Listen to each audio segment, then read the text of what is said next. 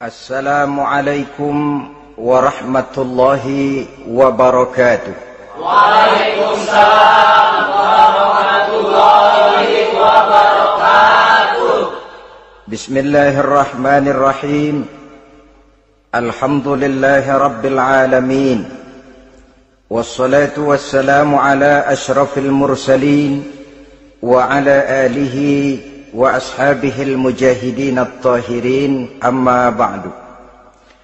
Saudara-saudara kaum muslimin rahimakumullah, sebagai kelanjutan dari pembicaraan kita tentang serial para nabi, maka pada pertemuan kali ini kita akan membicarakan riwayat tentang Nabi Sulaiman alaihi salam dan Ratu Balqis. Nabi Sulaiman adalah putra dari Nabi Daud alaihi salam, yang Nabi Daud ini merupakan keturunan yang ke-12 dari Nabi Yakub. Pada diri Nabi Sulaiman bertemu kebesaran dunia dan kebesaran akhirat. Ya, beliau seorang raja, ya, beliau seorang rasul, ya, beliau seorang pemimpin agama, ya, juga beliau adalah seorang pemimpin negara. Alangkah idealnya memang jikalau ulama menjadi umara, atau jikalau umara adalah seorang ulama. Dengan posisinya sebagai ulama, maka nilai kepemimpinannya terpelihara dari segala macam bentuk penyelewengan. Dan dengan kedudukannya sebagai umara, dia akan lebih efektif memberikan komando kepada rakyatnya untuk hidup melaksanakan perintah-perintah Allah. Tetapi oleh karena orang yang sekaligus jadi ulama dan umara termasuk jenis makhluk langka, maka agama hanya akan memberikan pesan agar yang bernama ulama dan umara saling bekerja sama untuk kemaslahatan dan kemanfaatan rakyat. Ulama adalah ulama, umara adalah umara. Jikalau keduanya bisa berjalan dan berdampingan dengan baik, rakyat akan jadi nikmat. Tapi kalau keduanya centang perenang, tentu rakyat akan jadi kiamat adanya. Ma'asyiral muslimin rahimakumullah. Mengapa figur Nabi Sulaiman adalah figur yang bertumpu kebesaran dunia dan akhirat? Kita lihat dari sejarah bahwa Allah memberikan mukjizat kepada para rasulnya biasanya sesuai dengan kecenderungan umat yang dihadapi pada waktu itu. Umat yang dihadapi Nabi Musa alaihi salam adalah umat yang senang kepada kegagahan, suka kepada bentuk badan yang kuat. Oleh karenanya mukjizat yang diberikan Allah kepada Nabi Musa berupa kekuatan, baik tongkat maupun tenaganya. Sebaliknya, umat di zaman Nabi Isa alaihi salam cenderung berbangga dengan kemahirannya di bidang ilmu kedokteran dan ketabiban. Maka mukjizat yang diberikan Allah kepada Nabi Isa adalah mukjizat yang bisa mengatasi semua itu, sehingga Nabi Isa dengan izin Allah bisa menyembuhkan orang yang kena penyakit kusta, belang, bahkan sampai bisa menghidupkan orang mati dengan izin Allah. Di zaman Nabi Muhammad sallallahu alaihi wasallam, kecenderungan umat kepada kemampuan bersyair, sehingga ketika itu yang dihargai adalah ujung tombak dan ujung pena. Ujung tombak dalam arti pahlawan perang, dan ujung pena dalam arti seniman dan penyair. Maka di antara mukjizat terbesar yang diberikan kepada Nabi adalah Al-Quranul Karim, yang keindahan gaya bahasanya tidak seorang penyair pun sanggup menandinginya. Di zaman Nabi Sulaiman alaihi salam, kebesaran dan kemegahan dunia, kekuatan dan kejayaan menjadi ukuran. Kita tahu bahwa Jalut yang dihadapi oleh Nabi Daud adalah seorang yang bertubuh besar dan gagah perkasa, yang dalam sejarah lebih kita kenal dengan nama Goliat misalnya. Maka tidak heran kalau mukjizat yang diberikan Allah kepada Nabi Musa merupakan mukjizat yang bertumpu antara kebesaran dunia dan kebesaran akhirat. sebagai raja dan juga sebagai nabi. Tetapi yang patut menjadikan pelajaran buat kita terhadap seluruh kebesaran yang diberikan itu, Nabi Sulaiman berkata, "Haza min fadli Rabbi liyabluwani aashkuru am akfuru." Semua ini, kekuasaan dan kebesaranku, kejayaan dan kekayaanku, adalah anugerah Tuhan untuk menguji diriku. Adakah aku menjadi bersyukur karenanya, atau malah aku menjadi ingkar karenanya? Alangkah baiknya jikalau ucapan Nabi Sulaiman ini kita bisa resapi dan kita bisa terapkan dalam kehidupan ini. Seorang pedagang yang berhasil berkatalah seperti perkataan Nabi Sulaiman. Seorang pejabat dengan kedudukan tinggi berkatalah seperti perkataannya Nabi Sulaiman. Seorang ulama dengan posisi sebagai pemimpin yang non formal berkatalah seperti perkataan Nabi Sulaiman. Seluruhnya berkata, "Haza min fadli Rabbi." Seluruhnya ini adalah karunia Allah untuk menguji diriku, adakah aku bersyukur atau aku menjadi ingkar karenanya. Inilah sekelumit tentang kebesaran Nabi Sulaiman alaihi salam. Pada usia 13 tahun, beliau sudah mewarisi kerajaan ayahnya Nabi Daud dengan meninggalnya Nabi Daud alaihi salam. Dan sejak itu, keistimewaan Nabi Sulaiman alaihi salam sudah nampak dalam kehidupan. Beberapa keistimewaan bisa kita catat dari pribadi Nabi Sulaiman ini. Pertama, beliau cerdik, cerdas, dan bijaksana. Dan tentu saja harus begitu. Kalau Rasul goblok, mana ada umat yang mau ikut. Tetapi kecerdikan dan kecerdasan serta sifat bijaksana ini nampak dari beberapa kisah yang pernah dihadapinya.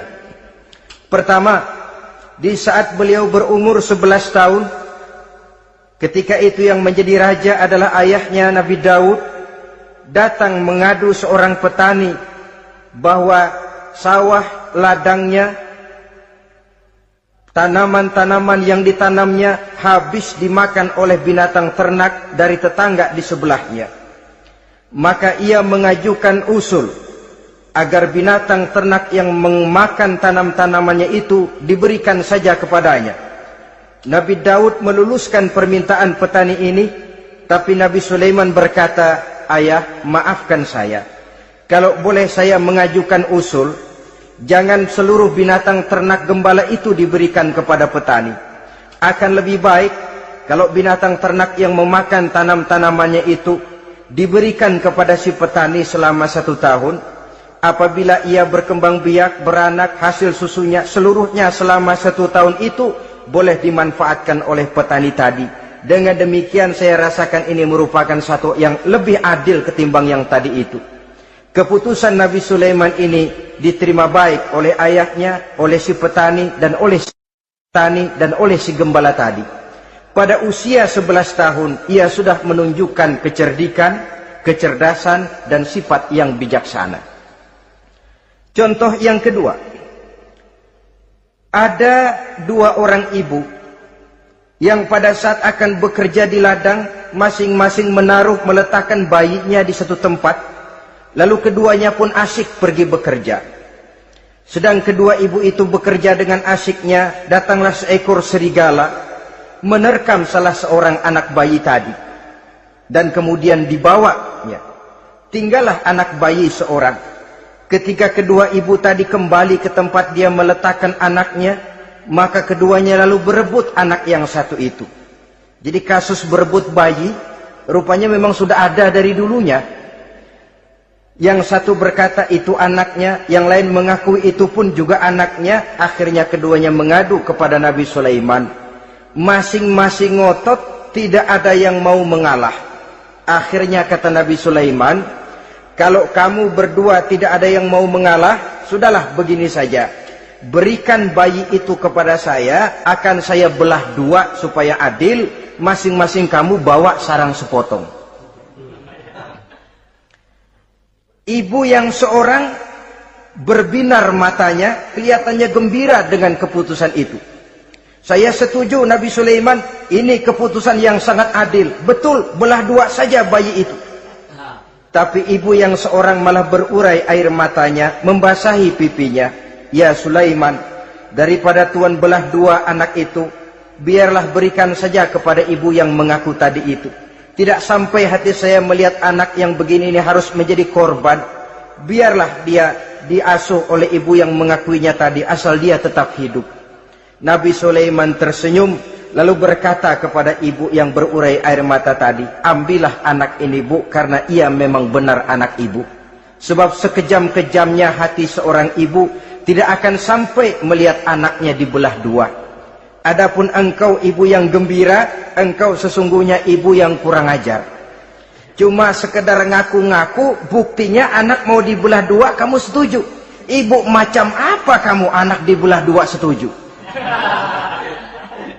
Akhirnya ibu yang satu itu menerima hukuman yang setimpal karena mengakui sesuatu yang bukan haknya. Di sini kita lihat kebijaksanaan yang dimiliki oleh Nabi Sulaiman alaihi salam. Bukti yang ketiga, pada waktu beliau mengadakan jihad fi sabilillah, beliau mengadakan mobilisasi dana. Tidak cuma manusia, binatang seluruhnya ikut memberikan sumbangan. Ketika datang gajah, gajah nyumbang kerbau. Datang kerbau, kerbau nyumbang kambing. Datang kambing, kambing nyumbang ayam. Datang ayam nyumbang burung. Datang burung nyumbang balang. Datang balang nyumbang semut. Gajah yang nyumbang kerbau ngelihat balang nyumbang semut ketawa. Hei semut, balang, Nabi Sulaiman kamu berikan semut untuk apa kayak gitu kecilnya? Liatin dong saya nyumbang kebo, kata gajah. Nabi Sulaiman tersenyum seraya bersabda, al-hadiyatu biqadril muhdi. Pemberian itu memang sesuai dengan kemampuan orang yang memberi. Kalau gajah nyumbang kerbau, itu wajar saja. Gajah besar, sumbangannya pun besar. Sebaliknya kalau balang nyumbang semut, itu juga memang pantas. Balang kecil, sumbangannya pun kecil. Yang tidak wajar kalau ada balang mau nyumbang kerbau, ada gajah nyumbang semut. Di sini kelihatan watak yang bijaksana dari Nabi Sulaiman alaihi salam. Ini merupakan ciri keistimewaannya. Setiap rasul dibekali dengan sifat ini yang namanya sifat fatonah. Cerdik, cerdas, dan bijaksana. Yang ini memang merupakan mukjizat. Kecerdasan seorang rasul tidak merupakan hasil sekolahan, tapi merupakan bimbingan wahyu semata-mata, dan ini yang tidak bisa ditandingi oleh manusia. Jadi jangan lalu ngambil dalih Rasul aja nggak sekolah pinter, lalu ikut nggak sekolah, ya goblok terus. Itu khususiyat kok. Sifat yang namanya fatona itu merupakan bimbingan daripada wahyu. Adapun manusia, jikalau dia mau cerdik, jikalau dia mau cerdas, jikalau dia mau bijaksana, dia harus belajar. Ya lewat bangku sekolah, ya lewat teman bergaul, ya lewat bertanya kepada orang-orang pandai, atau autodidak. Dengan hidup banyak membaca dari kehidupan ini. Dengan demikian nilai kecerdikan, kecerdasan dan kebijaksanaannya akan bisa meningkat adanya. Ini keistimewaan pertama. Keistimewaan yang kedua, Nabi Sulaiman diberikan kekuasaan oleh Allah sehingga bisa menguasai angin, jin, bahkan juga mengerti segala macam bahasa binatang. Menguasai angin, beliau bisa menundukkan angin ribut dan memerintahkannya angin itu. Dalam surah Al-Anbiya ayat 81 kita temukan, wali Sulaiman ar-riha asifatan tajri bi amrihi ilal ardil lati barakna fiha.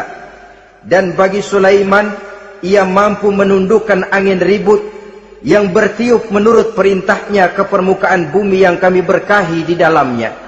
Menguasai angin, barangkali istilah sekarangnya, memahami betul meteorologi.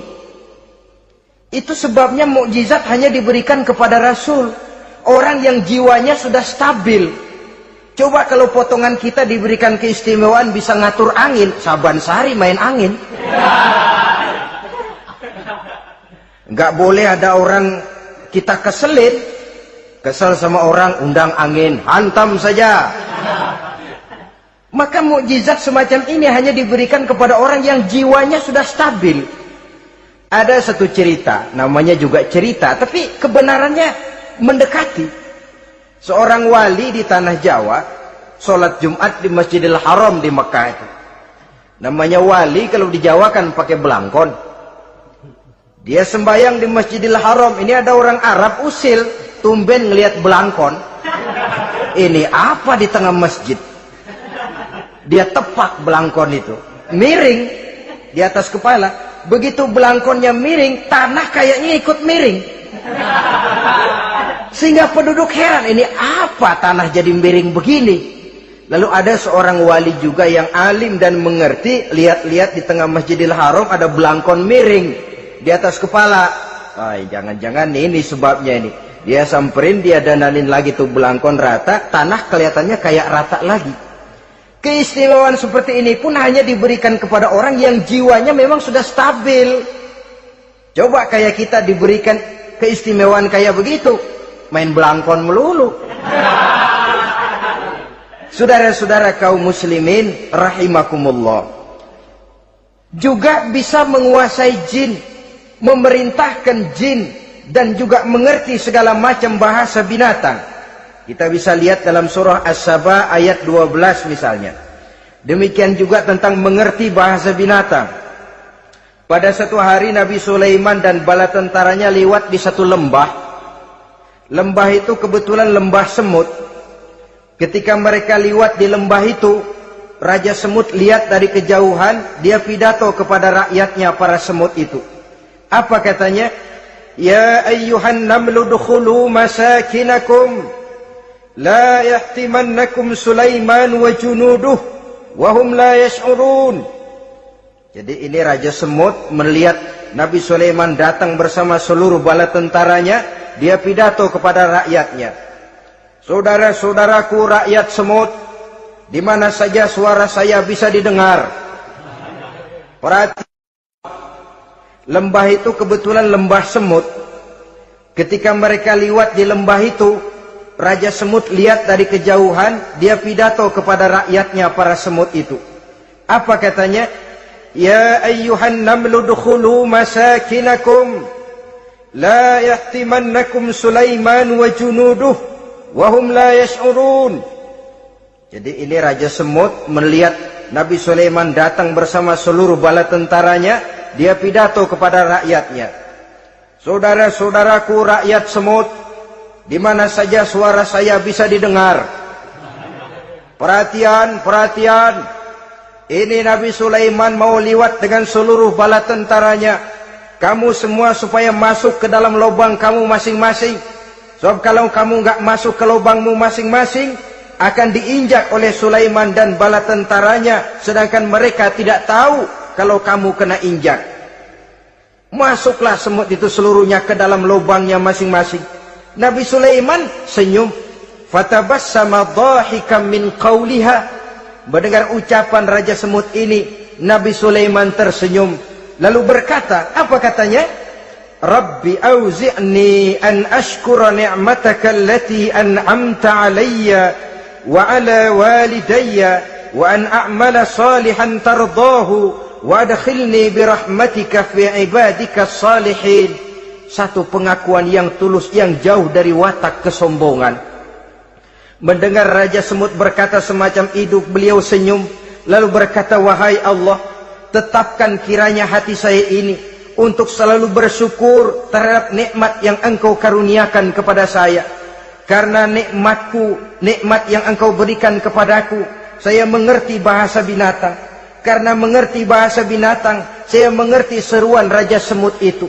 Tetapkan saya untuk selalu bersyukur ya Allah atas nikmat yang Engkau berikan ini, atas nikmat yang Engkau berikan kepada kedua orang tua saya, dan tetapkan saya untuk selalu melakukan amal soleh yang Engkau ridhoi, dan masukkan saya ke dalam golongan hamba-hambamu yang soleh. Satu pengakuan yang tulus, yang jauh dari sifat kesombongan. Mungkin kalau sombong yang lahir, begitu dengar Nabi Sulaiman bahwa semut ngomong begitu, beliau akan berkata, iya masuk gede buruan. Tapi kan tidak. Malah beliau perintahkan bala tentaranya, pasukan berhenti. Ada apa Nabi Sulaiman? Di depan kita ada kerajaan semut. Mereka lagi kocar-kacir masuk ke sarangnya masing-masing. Tunggu sampai mereka masuk dan kita bisa lewat dengan aman tanpa harus menginjak-injak mereka. Bala tentaranya di stop dan berhenti. Ternyata kebesarannya tidak menyebabkan ia lalu memandang remeh sampai kepada makhluk yang bernama semut sekalipun. Masih tetap dihargainya sebagai makhluk dari Allah Subhanahu wa ta'ala. Sesuatu yang perlu menjadi contoh kita semua. Sebab orang bilang kadang kacang sering lupa akan kulitnya. Kadang posisi kita yang tinggi menyebabkan kita lupa dari mana kita berasal. Kadang harta yang kita miliki menyebabkan kita lengah dari mana kita datang. Akhirnya yang timbul adalah sifat sombong dan angkuh. Ibarat kata orang, kacang lupa dengan lanjarannya. Ma'asyiral muslimin rahimakumullah. Ini kebesaran dan keistimewaan yang diberikan Allah kepada Nabi Sulaiman alaihi salam. Apa yang perlu kita jadikan tamsil dan ibarat dari kebesaran ini? Saudara-saudara kaum muslimin rahimakumullah. Keadilan sebagai umara yang berpadu dengan kebijaksanaan sebagai ulama. Satu hari seorang sahabat bertanya kepada Rasulullah sallallahu alaihi wasallam, "Ya Rasul, kalau pada satu saat ajal merenggut Tuhan berlalu meninggalkan kami sekalian, kita berpisah untuk selamanya ya Rasul. Dalam kondisi semacam itu, azahrul ardi khairul lana am batniha? Mana yang lebih baik ya Rasul buat kami kalau sudah ditinggalkan oleh Tuhan? Permukaan bumi atau perut bumi yang lebih baik?" Ini pertanyaan dengan bahasa kinayah. Permukaan bumi maksudnya hidup. Perut bumi maksudnya mati. Orang kalau sudah masuk ke perut bumi kan habis. "Ya Rasul, kalau engkau sudah tidak ada meninggalkan kami semua, mana yang lebih baik buat kami, hidup atau mati?" Bukan main pertanyaan ini. Di satu sisi menggambarkan cintanya sahabat kepada Nabi, sehingga kalau tidak bisa mati bersamaan, biarlah mati beriring saja. Di lain pihak juga mencerminkan bingungnya sahabat kalau sudah ditinggalkan oleh Rasul. Atas pertanyaan ini apa jawab Rasul? "Kamu nggak usah khawatir. Walaupun aku sudah tidak ada, kembali ke hadratullah azza wa jalla, meninggalkan kamu semua, kamu tidak usah bingung. Dengan syarat, idza kana umaraukum khiyarukum wa amrukum syura bainakum wa aghniyaukum askhiyaukum fa zahrul ardi khairul lakum min batniha." Kalau saja para umara, kalau saja pemimpin-pemimpin kamu adalah orang-orang yang terbaik di antara kamu, dan seluruh persoalan yang kamu hadapi dapat kamu musyawarahkan dengan baik, lalu orang-orang kaya di antaramu adalah orang-orang yang dermawan, ketika itu walaupun aku sudah tidak ada, hidup lebih baik daripada mati. Permukaan bumi lebih baik daripada perut bumi. Dengan catatan tiga tadi.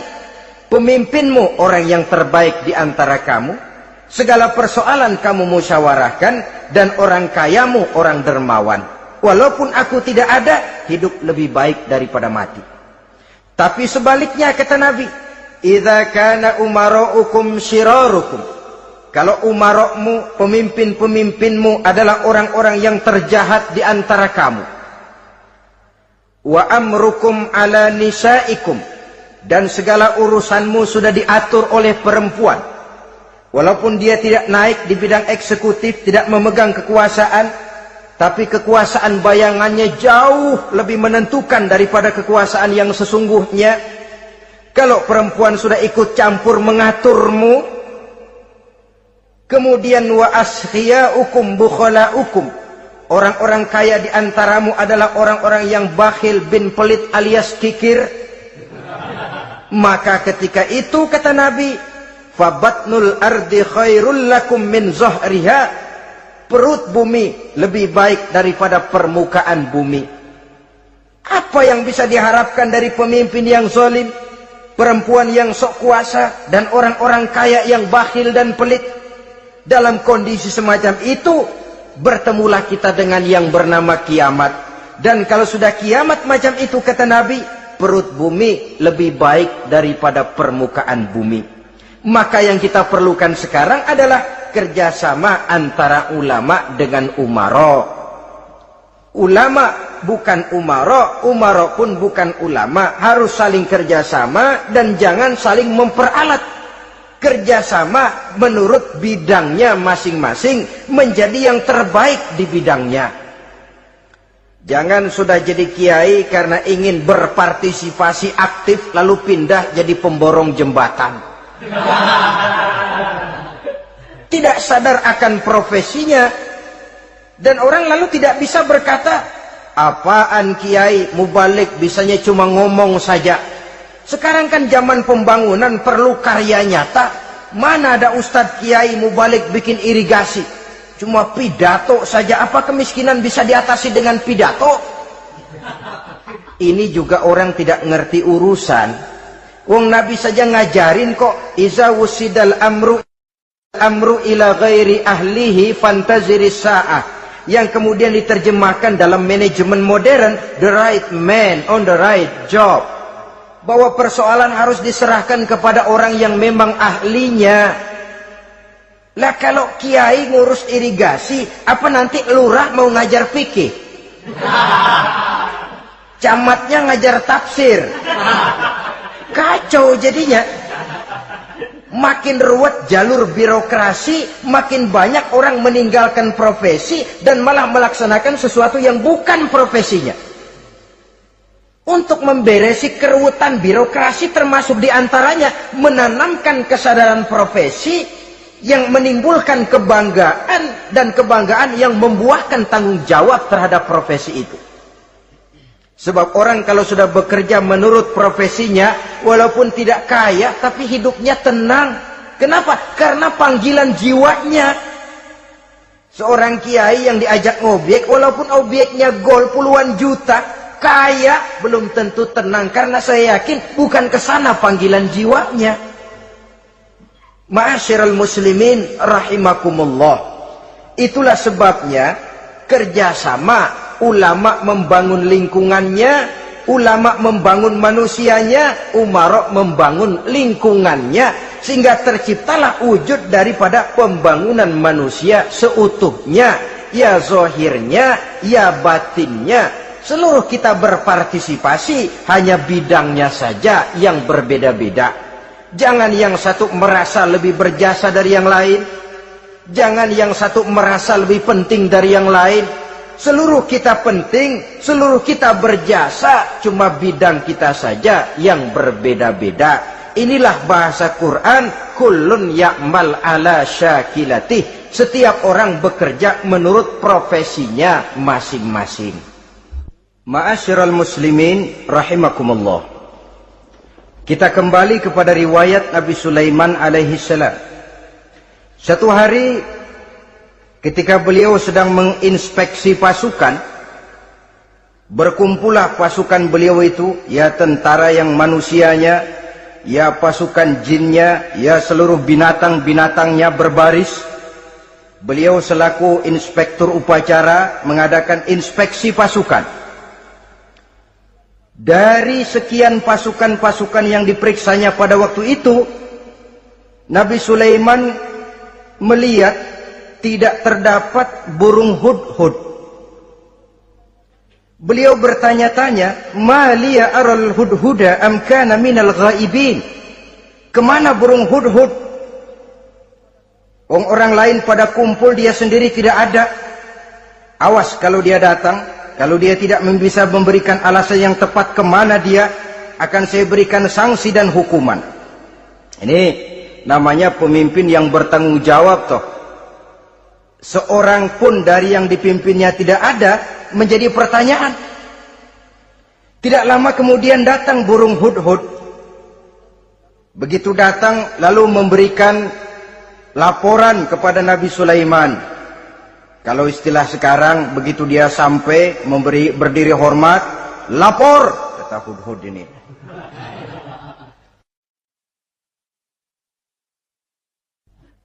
Bagaimana Hudhud? Maaf Tuan Raja, saya terlambat. Iya, kenapa terlambat? Patroli Tuan Raja. Kemana saja kamu patroli? Keliling. Lalu apa hasilnya? Inni wajadtu imra'atan tamlikuhum wa utiyat min kulli syai'in wa laha 'arsyun 'azim. Saya baru patroli ke satu negara yang bernama Sabah, Tuan Raja. Sabah, saudara tahu Sabah? Di mana itu? Dekat ibu kota Yaman sekarang. Di sana Tuan Raja, kata Hudhud ini, wajadtu imra'atan tamlikuhum. Yang jadi raja perempuan. Kalau Tuan raja besar, Tuan orang laki. Ayah Tuan raja besar Nabi Daud laki. Ini mah model Tuan Raja. Orangnya rajanya raja besar tapi perempuan. Tumben saya ngelihat ada raja perempuan. Kerajaannya begitu besar. Begitu. Iya. Lalu dia jadi raja bagaimana? Dia mewarisi kerajaan ayahnya Sri Baginda Raja Sarahil. Ketika ayahnya wafat dia naik. Walaha arsun azim, singgasananya besar, bagus, antik Tuan Raja. Terus bagaimana lagi? Wajadtuha wa qaumaha yasjuduna lisyamsi min dunillah. Yang jadi pikiran saya Tuan Raja, dengan kekuasaan yang besar, mereka itu seluruhnya, seluruh bala tentaranya dan kaumnya, yasjuduna lisyamsi, mereka menyembah matahari, bukan menyembah Allah. Mendengar ini Nabi Sulaiman tergerak hatinya. Waktu mendengar rajanya perempuan, kekuasaannya besar, belum tergerak. Tapi ketika sampai kepada yasjuduna lisyamsi, mereka sujud kepada matahari, di situ pribadi seorang rasulnya tergerak.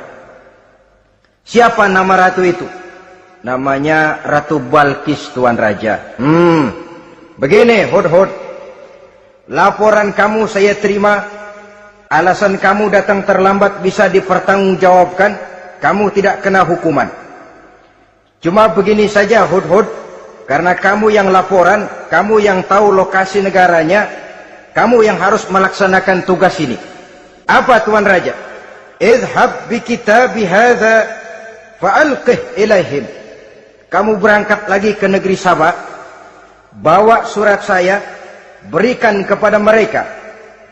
Thumma tawalla anhum, kemudian kamu berpaling dari mereka, tapi jangan pulang.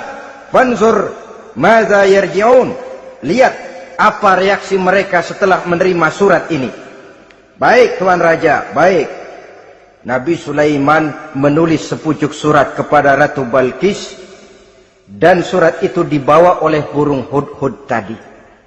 Terbanglah si burung Hudhud ini ke negeri Sabah, masuk ke istana Ratu Balkis, dan surat itu jatuh di kamar Ratu Balkis.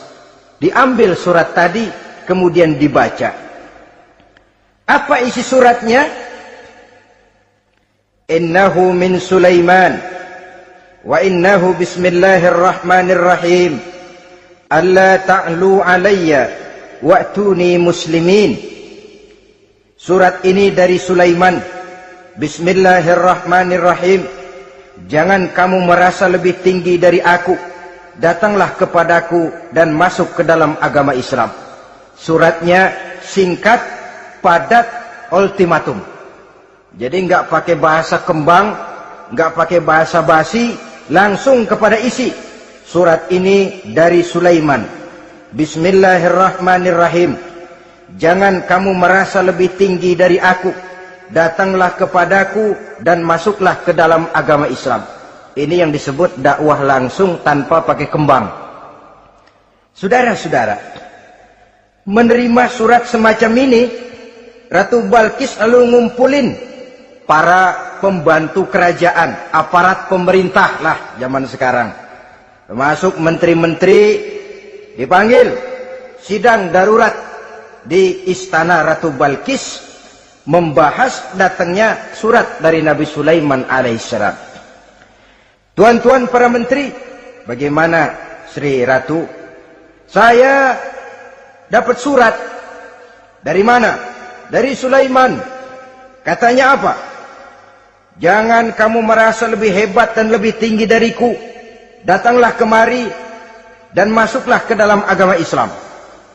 Menurut pendapat tuan-tuan menteri, bagaimana surat ini? Apa kita penuhin permintaannya? Kita datang rame-rame masuk Islam? Oh, kata menteri, jangan dulu tuanku. Gengsi dong. Kita ini kan kerajaan besar. Tentara kita gagah. Masa mau menyerah tanpa syarat? Ini kan kerajaan besar. Tentara kita gagah. Masa mau menyerah tanpa syarat?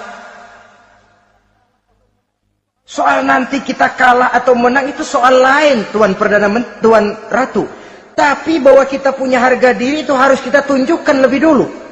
Jadi menurut Tuan Menteri bagaimana? Kami sih nunggu komando Tuan Putri saja. Artinya kalau boleh perang saja. Cuma mau duluin takut dikira nyelongcong. Kami sih gimana komando Tuan Ratu saja. Tuan komandokan berangkat, kami segera berangkat. Terserah Tuan Putri, kami seluruhnya loyal, taat dan setia menunggu titah dari Sri Paduka Ratu. Terima kasih para menteriku. Soal kesetiaanmu saya tidak meragukan. Tapi perang dimanapun selalu membawa kerugian. Kita menang rugi, tentu jatuh korban. Apalagi kalau kita kalah. Dan raja-raja yang mengalahkan negeri-negeri lain selalu membawa kehinaan kepada negeri yang dikalahkannya. Jadi bagaimana? Sekarang begini saja. Kita ambil jalan tengah. Lalu diplomasi dulu. Diplomasi macam apa Tuan Ratu? Kita kirim utusan kepada Nabi Sulaiman. Dari sana nanti kita lihat reaksinya. Saya memang selama ini sudah dengar siapa itu Nabi Sulaiman. Katanya orang yang masih muda, masih bujangan, bijaksana, kekuasaannya besar, tentaranya hebat. Cuma kan baru berita, kita cek. Jadi diplomasi macam apa Tuan Ratu? Kita kirim utusan kepada Raja Sulaiman. Kita bawakan hadiah-hadiahnya. Yang mahal-mahal, mewah-mewah, menarik. Pokoknya yang terbaik di negeri kita, berikan kepadanya. Lihat reaksinya. Kalau dia tergiur dengan hadiah itu, dia raja. Bukan nabi. Tapi kalau dia menolak hadiah itu, dia memang nabi. Dan apa reaksi kita nanti tergantung sikap Nabi Sulaiman.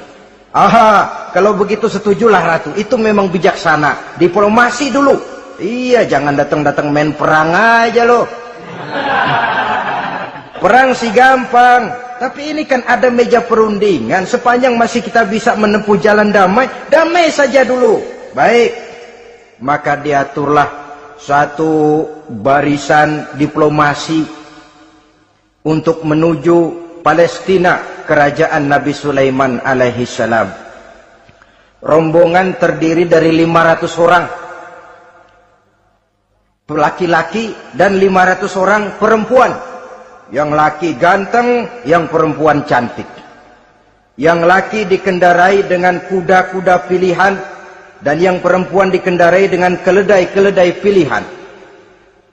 Kuda dan keledai pun dihiasi begitu rupa, pelanaknya yang terbagus dilapis dengan sutra, sedangkan bawaan-bawaannya tidak lain daripada intan, berlian, mutiara, jamrud, yakut, kesturi, yang dilapis dengan sutra tenun yang asli. Pendeknya hadiah yang serba wah. Dan rombongan ini dipimpin oleh seorang diplomat ulung dari negeri Sabah bernama Munzir bin Amru. Ini ahli diplomasi dari negeri Sabah. Dipesanlah oleh Ratu Balkis, kalau datang nanti kamu ke negeri Sulaiman, sikapmu harus begini, begini, dan segala macam. Ditatar dulu. Sebab ini mau diplomasi tingkat tinggi. Baik, Sri Ratu. Nah, sudah mendengar perundingan ini, burung hudhud pulang ke negeri Nabi Sulaiman, apel lagi, lapor Tuan Raja, bagaimana Hudhud?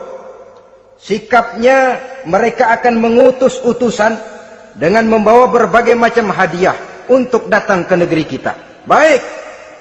Nabi Sulaiman kumpulkan tentaranya, terutama para jin. Hei tentaraku, khususnya kalian para jin, akan datang rombongan tamu besar ke negeri kita. Maka mulai saat ini saya komandokan, kamu bangun satu istana yang megah, yang belum pernah ada, dalam waktu yang relatif singkat. Dan lantai daripada istana itu harus dilapisi dengan kaca-kaca tebal yang bening, bawahnya diisi dengan air, diisi dengan ikan-ikan hias yang indah-indah. Baik Tuan Raja. Maka tentara Nabi Sulaiman, sejak manusia sampai binatang sampai jin, semuanya kerja bakti membangun istana yang megah. Sehingga sebelum rombongan kerajaan Sabah ini sampai, istana sudah selesai. Mereka masuk ke dalam istana Nabi Sulaiman.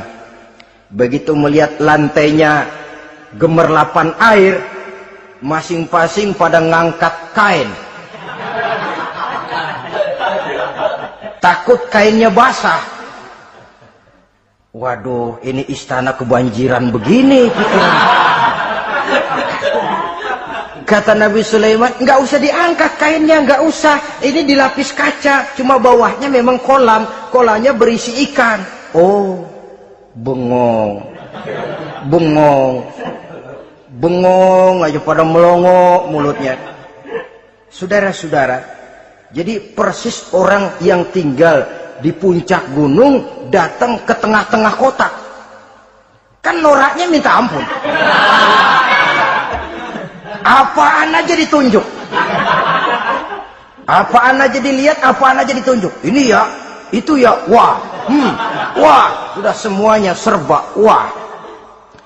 Jadi kalau istilah tingkat diplomasinya, mereka sudah kalah mental. Dan itu sudah kemenangan pertama dari Nabi Sulaiman. Sudah shock. Mereka merasa negeri Sabah kaya, luar biasa, hebat. Begitu datang ke negeri Sulaiman, mereka jadi orang norak kayaknya. Sudah kumpul, nah selamat datang tuan-tuan ke negeri kami. Ada pesan apa? Majulah Munzir bin Amru. Tuan Sulaiman, bagaimana?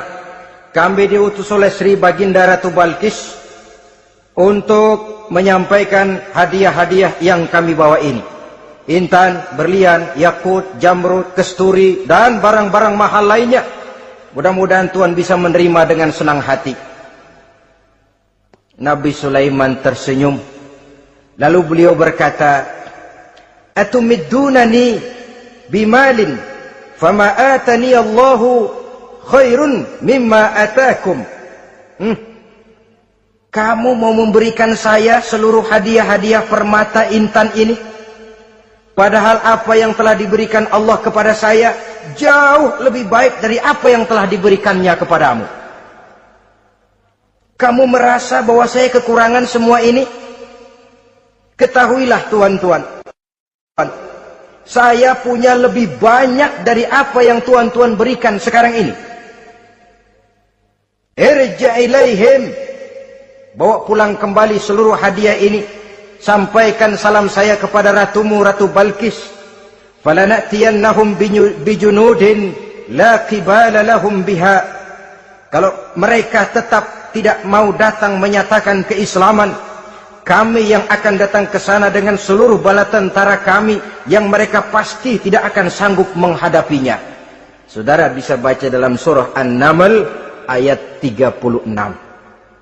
Saudara hadirin ma'asyiral muslimin rahimakumullah.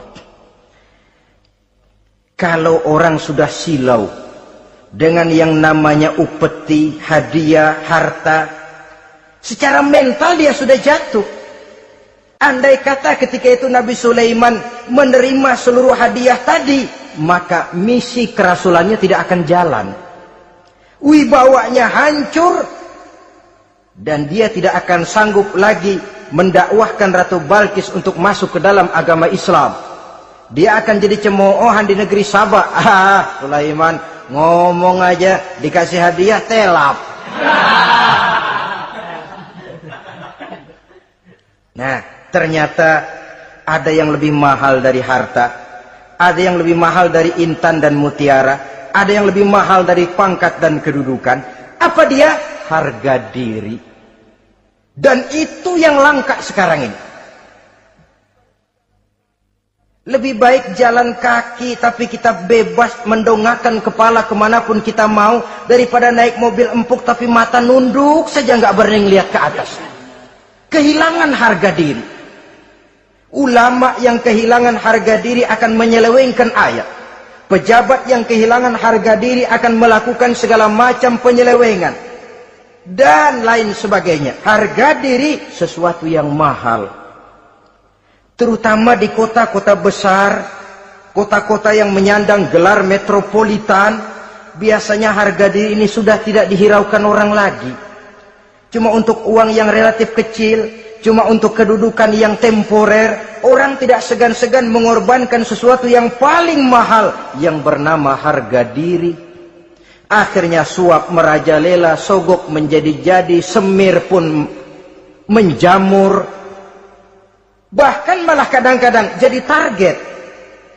Sehingga ada pernah berita jabatan wakil gubernur katanya dikomersilkan. Siapa yang bisa memberikan sekian puluh juta dia akan naik.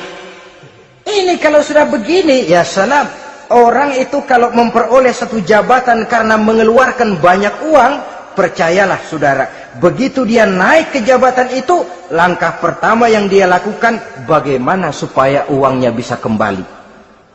Bukan bagaimana bekerja sebaik-baiknya, bukan bagaimana mensejahterakan rakyat sebaik-baiknya. Karena dia merasa naik jabatan banyak mengeluarkan uang, setelah dia naik, gimana supaya pulang modal dulu. Lebihnya kalau ada, baru bekerja buat rakyat. Itu pun kalau nggak keburu pensiun. Kadang-kadang malah lebih celaka lagi, kalau sudah mau pensiun, baru bikin pemutihan. Wah, saya baru rajin iktikaf di masjid, pergi haji. Kenapa? Udah pensiun. Tapi waktu masih aktif, tanda tangan masih laku, nota masih dihargai, kata belece masih berwibawa, lupa berbuat untuk hari depan dirinya sendiri, yaitu akhiratnya, konon lagi untuk umat dan agamanya. Jadi untuk mengabdi, berbuat baik kepada umat, berkhidmat kepada agama, iktikaf di masjid, tuan-tuan, tak usahlah nunggu sampai pensiun.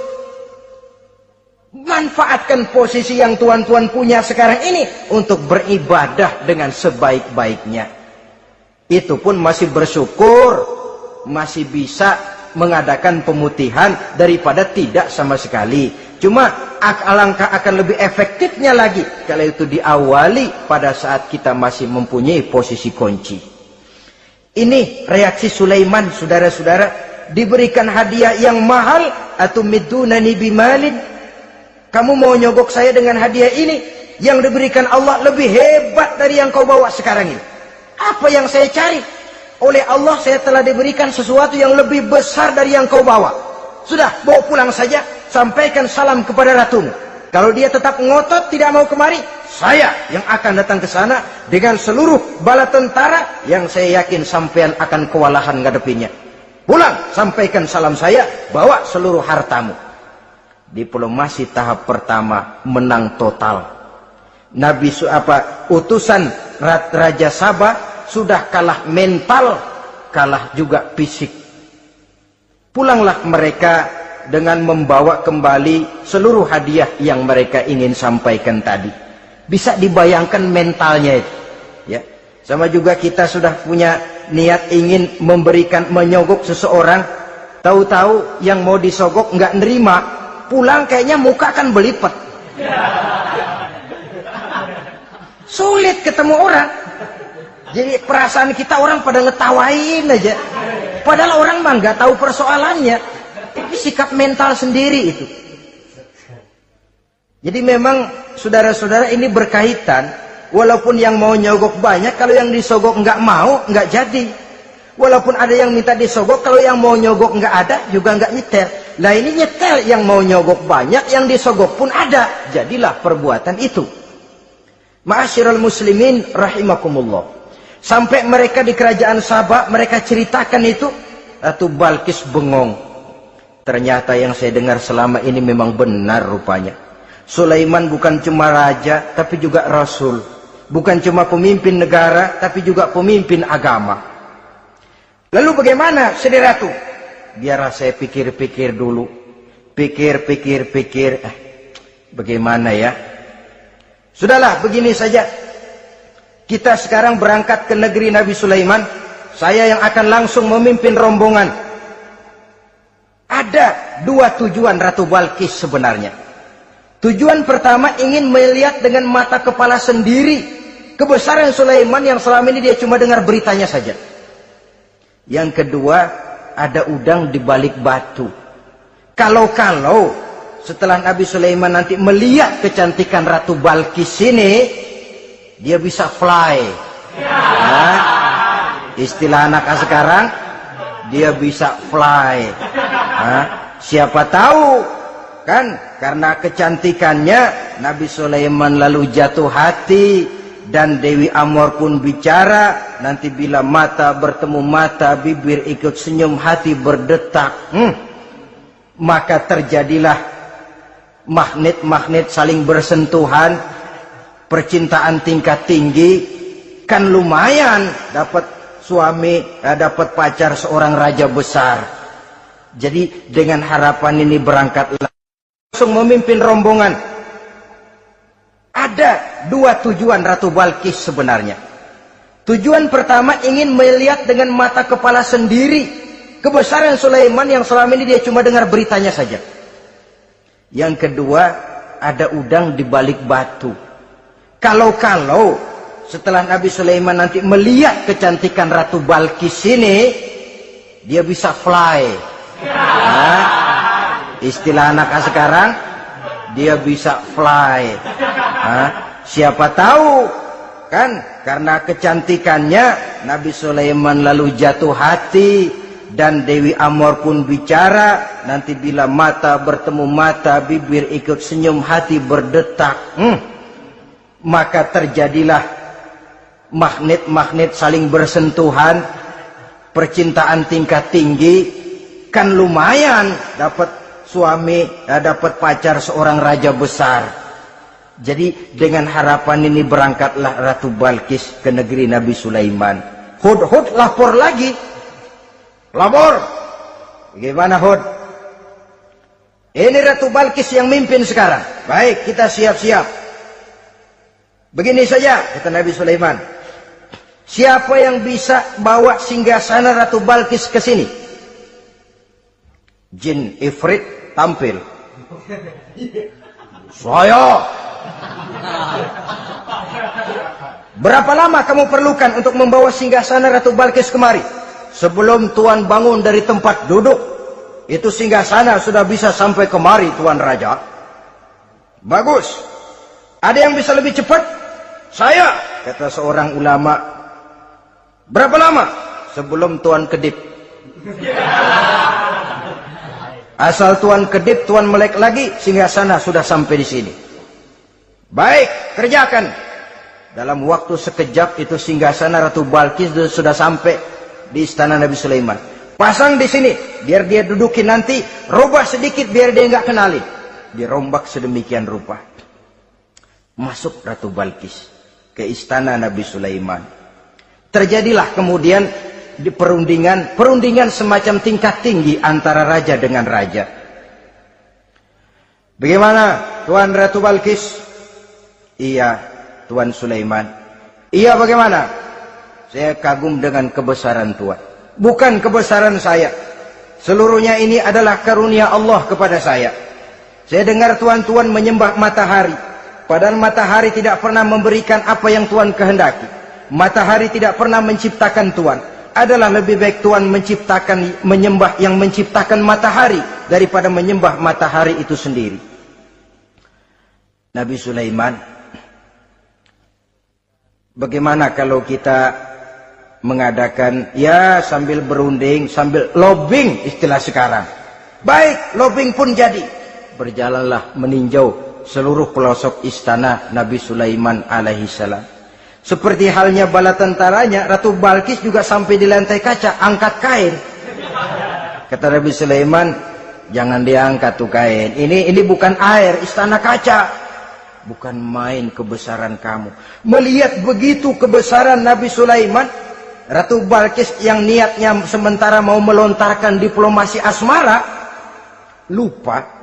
Lalu apa katanya? Rabbi inni zalamtu nafsi. Ya Allah, selama ini saya benar-benar telah zalim kepada diri saya. Begitu banyak nikmat yang engkau berikan kepada saya. Saya jadi ratu dengan kekuasaan yang besar, mewarisi kebesaran ayah. Dengan kerajaan dan bala tentara yang gagah perkasa. Bukan saya bersyukur kepadamu, malah saya menyembah matahari. Inni zalamtu nafsi. Sungguh saya telah zalim kepada diri saya. Maka mulai sejak saat ini, aslamtu ma'a Sulaiman lillahi rabbil alamin. Mulai sejak saat ini ya Allah, saya nyatakan diri, saya masuk Islam, bertuhankan Allah Rabbul Alamin. Saya tunduk kepada Nabi Sulaiman alaihi salam. Masuk Islam sebelum diplomasi asmaranya melayang, saudara-saudara. Sudah masuk Islam? Sudah. Nah, Ratu Balkis sekarang bagaimana? Ya Nabi Sulaiman, kalau saya masuk Islam, apakah kerajaan saya akan tunduk dan diatur oleh kerajaan Tuhan? Tidak. Kamu persilakan pulang ke kerajaanmu. Atur negerimu menurut cara yang kamu mau, asal sesuai dengan perintah Allah. Saya bukan penjajah. Saya cuma mengajak kamu ke dalam Islam. Saya tidak ingin meluaskan wilayah saya. Asal kamu sudah masuk Islam, tugas sudah saya jalankan. Perkara kerajaanmu, kau pulang, kau atur dan kau tetap jadi raja.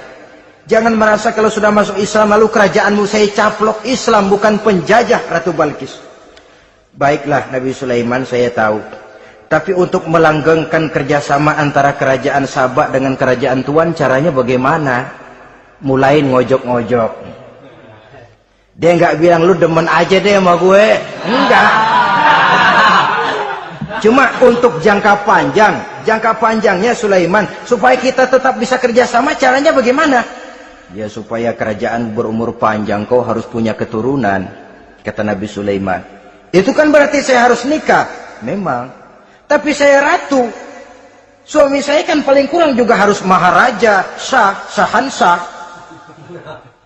Ya sebenarnya sih cuma dia nggak bilang aja. Di kerajaan gue nggak ada yang setimpal. Gue maunya sama elo. Itu kalau bahasa kita. Cuma ini kan bahasa perempuan. Perempuan kan paling pinter nahan perasaan. Nggak kayak orang laki. Orang laki kalau lagi mabok cinta teler. Sama siapa aja dia cerita. Gue kan lagi demen sama si Ano. Ya ini sama perempuan dia paling bisa jaga perasaan. Saya kalau begitu, saya harus kawin dengan maharaja. Ya kamu tinggal pilih saja, kata Nabi Sulaiman. Nabi Sulaiman, ini Perdana Menteri udah pada mesem-mesem, udah paham ke arah mana maksudnya. Bagaimana kalau kita kukuhkan saja dua kerajaan ini, Nabi Sulaiman? Saya pun setuju kalau itu kamu mau punya mau. Wah ini Perdana Menteri takbir semua. Allahu Akbar, Alhamdulillah, Alhamdulillah. Sampai akhirnya Nabi Sulaiman pun menikah dengan Ratu Balkis. Bergabunglah dua kerajaan besar itu. Saudara-saudara kaum muslimin rahimakumullah. Kemudian setelah bertahun Nabi Sulaiman wafat. Tidak seorang pun tahu karena beliau wafat sedang pegangan tongkat. Ketika tongkat dimakanin rayap, rapuh, baru beliau jatuh. Orang tahu kalau Nabi Sulaiman sudah wafat. Menurut riwayat, beliau wafat itu sedang sholat. Karena sholat Nabi Sulaiman cuma diri saja. Tidak pakai ruku dan sujud. Menurut riwayat lain, beliau sedang memandori jin dan tentaranya yang sedang kerja. Begitulah wafat beliau. Kita bisa baca dalam surah Saba ayat ke-14.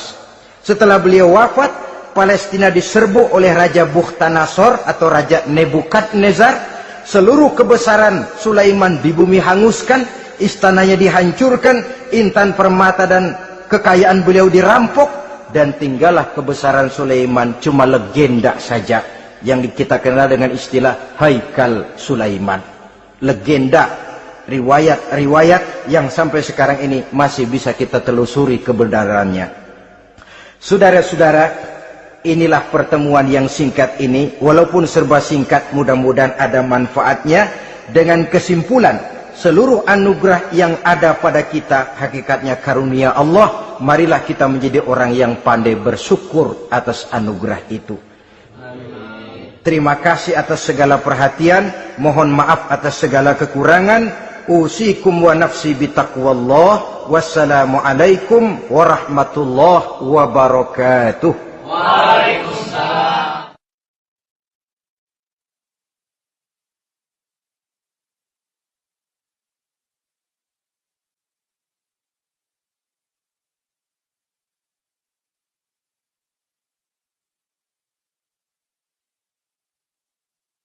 Bimalin fama atani Allahu khairun mimma atakum. Kamu mau memberikan saya seluruh hadiah-hadiah permata intan ini, padahal apa yang telah diberikan Allah kepada saya jauh lebih baik dari apa yang telah diberikannya kepadamu. Kamu merasa bahwa saya kekurangan semua ini? Ketahuilah tuan-tuan, saya punya lebih banyak dari apa yang tuan-tuan berikan sekarang ini. Irja' ilaihim, bawa pulang kembali seluruh hadiah ini. Sampaikan salam saya kepada ratumu, Ratu Balkis. Falanatiyannahum bijunudin la qibala lahum biha. Kalau mereka tetap tidak mau datang menyatakan keislaman, kami yang akan datang ke sana dengan seluruh bala tentara kami yang mereka pasti tidak akan sanggup menghadapinya. Saudara bisa baca dalam surah An-Naml ayat 36. Saudara hadirin ma'asyiral muslimin rahimakumullah. Kalau orang sudah silau dengan yang namanya upeti, hadiah, harta, secara mental dia sudah jatuh. Andai kata ketika itu Nabi Sulaiman menerima seluruh hadiah tadi, maka misi kerasulannya tidak akan jalan.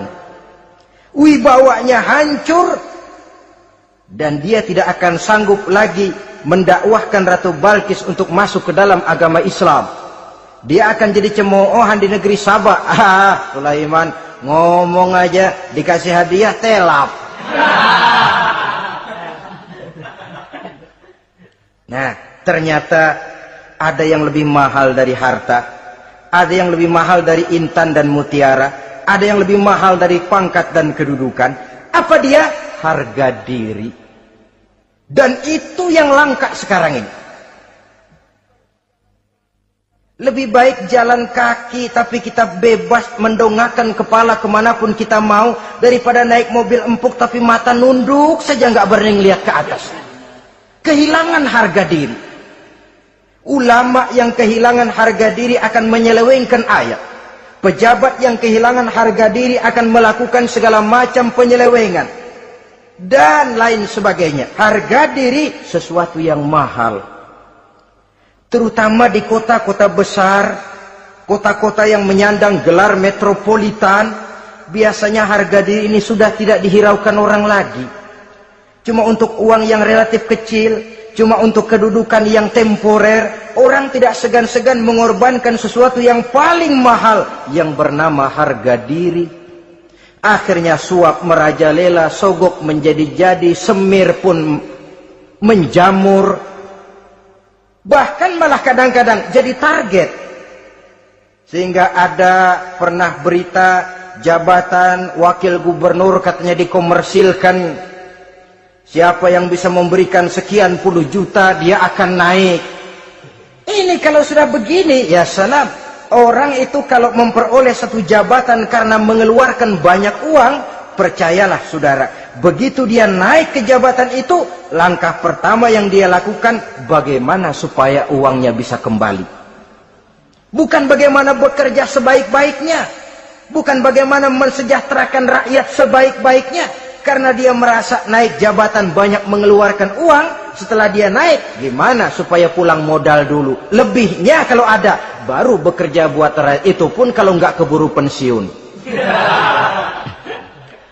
Kadang-kadang malah lebih celaka lagi. Kalau sudah mau pensiun, baru bikin pemutihan. Wah, saya baru rajin iktikaf di masjid, pergi haji. Kenapa? Udah pensiun. Tapi waktu masih aktif, tanda tangan masih laku, nota masih dihargai, kata belece masih berwibawa, lupa berbuat untuk hari depan dirinya sendiri, yaitu akhiratnya, konon lagi untuk umat dan agamanya. Jadi untuk mengabdi, berbuat baik kepada umat, berkhidmat kepada agama, iktikaf di masjid, tuan-tuan, tak usahlah nunggu sampai pensiun. Manfaatkan posisi yang tuan-tuan punya sekarang ini untuk beribadah dengan sebaik-baiknya.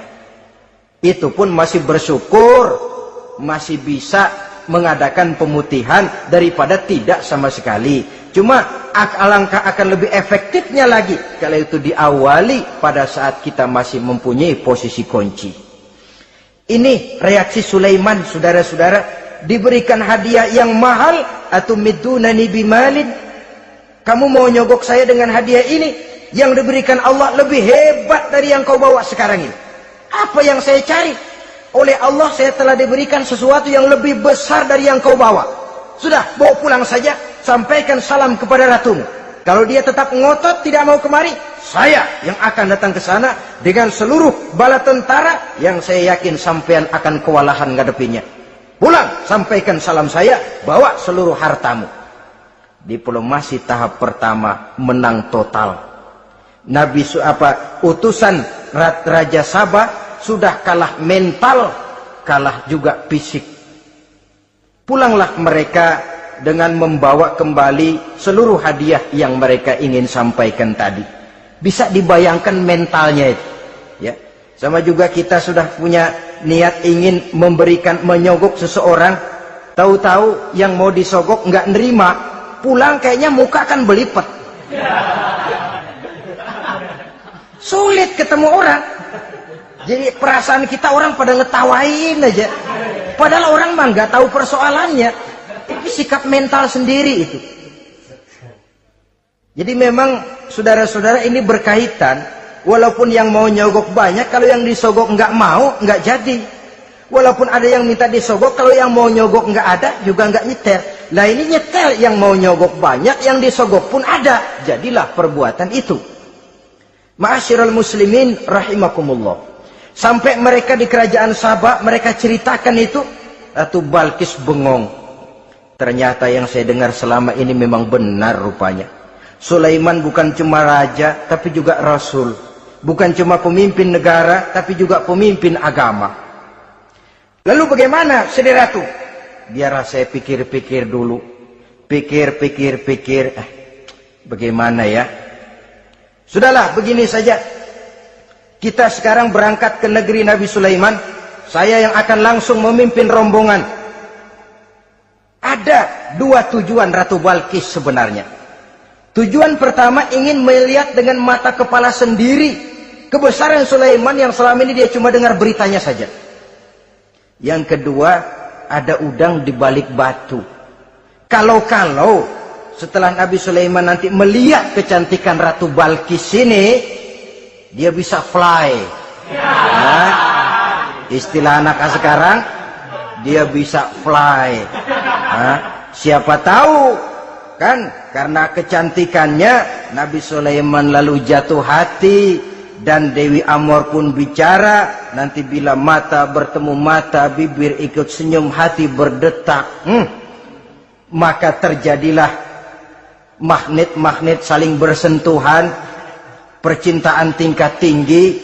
Kan lumayan dapat suami, dapat pacar seorang raja besar. Jadi dengan harapan ini berangkatlah langsung memimpin rombongan. Ada dua tujuan Ratu Balkis sebenarnya. Tujuan pertama ingin melihat dengan mata kepala sendiri kebesaran Sulaiman yang selama ini dia cuma dengar beritanya saja. Yang kedua, ada udang di balik batu. Kalau setelah Nabi Sulaiman nanti melihat kecantikan Ratu Balkis ini, dia bisa fly. Nah, istilah anak sekarang, dia bisa fly. Nah, siapa tahu kan, karena kecantikannya Nabi Sulaiman lalu jatuh hati, dan Dewi Amor pun bicara. Nanti bila mata bertemu mata, bibir ikut senyum, hati berdetak. Maka terjadilah magnet-magnet saling bersentuhan, percintaan tingkat tinggi. Kan lumayan dapat suami, dapat pacar seorang raja besar. Jadi dengan harapan ini berangkatlah Ratu Balkis ke negeri Nabi Sulaiman. Hud lapor lagi. Lapor. Gimana Hud? Ini Ratu Balkis yang mimpin sekarang. Baik, kita siap-siap. Begini saja, kata Nabi Sulaiman. Siapa yang bisa bawa singgasana Ratu Balkis ke sini? Jin Ifrit tampil. Saya. Berapa lama kamu perlukan untuk membawa singgasana Ratu Balkis kemari? Sebelum Tuan bangun dari tempat duduk, itu singgasana sudah bisa sampai kemari, Tuan Raja. Bagus. Ada yang bisa lebih cepat? Saya, kata seorang ulama. Berapa lama? Sebelum Tuan kedip. Asal Tuan kedip, Tuan melek lagi, singgasana sudah sampai di sini. Baik, kerjakan. Dalam waktu sekejap itu singgasana Ratu Balkis sudah sampai di istana Nabi Sulaiman. Pasang di sini, biar dia dudukin nanti. Robah sedikit biar dia nggak kenalin. Dirombak sedemikian rupa. Masuk Ratu Balkis ke istana Nabi Sulaiman. Terjadilah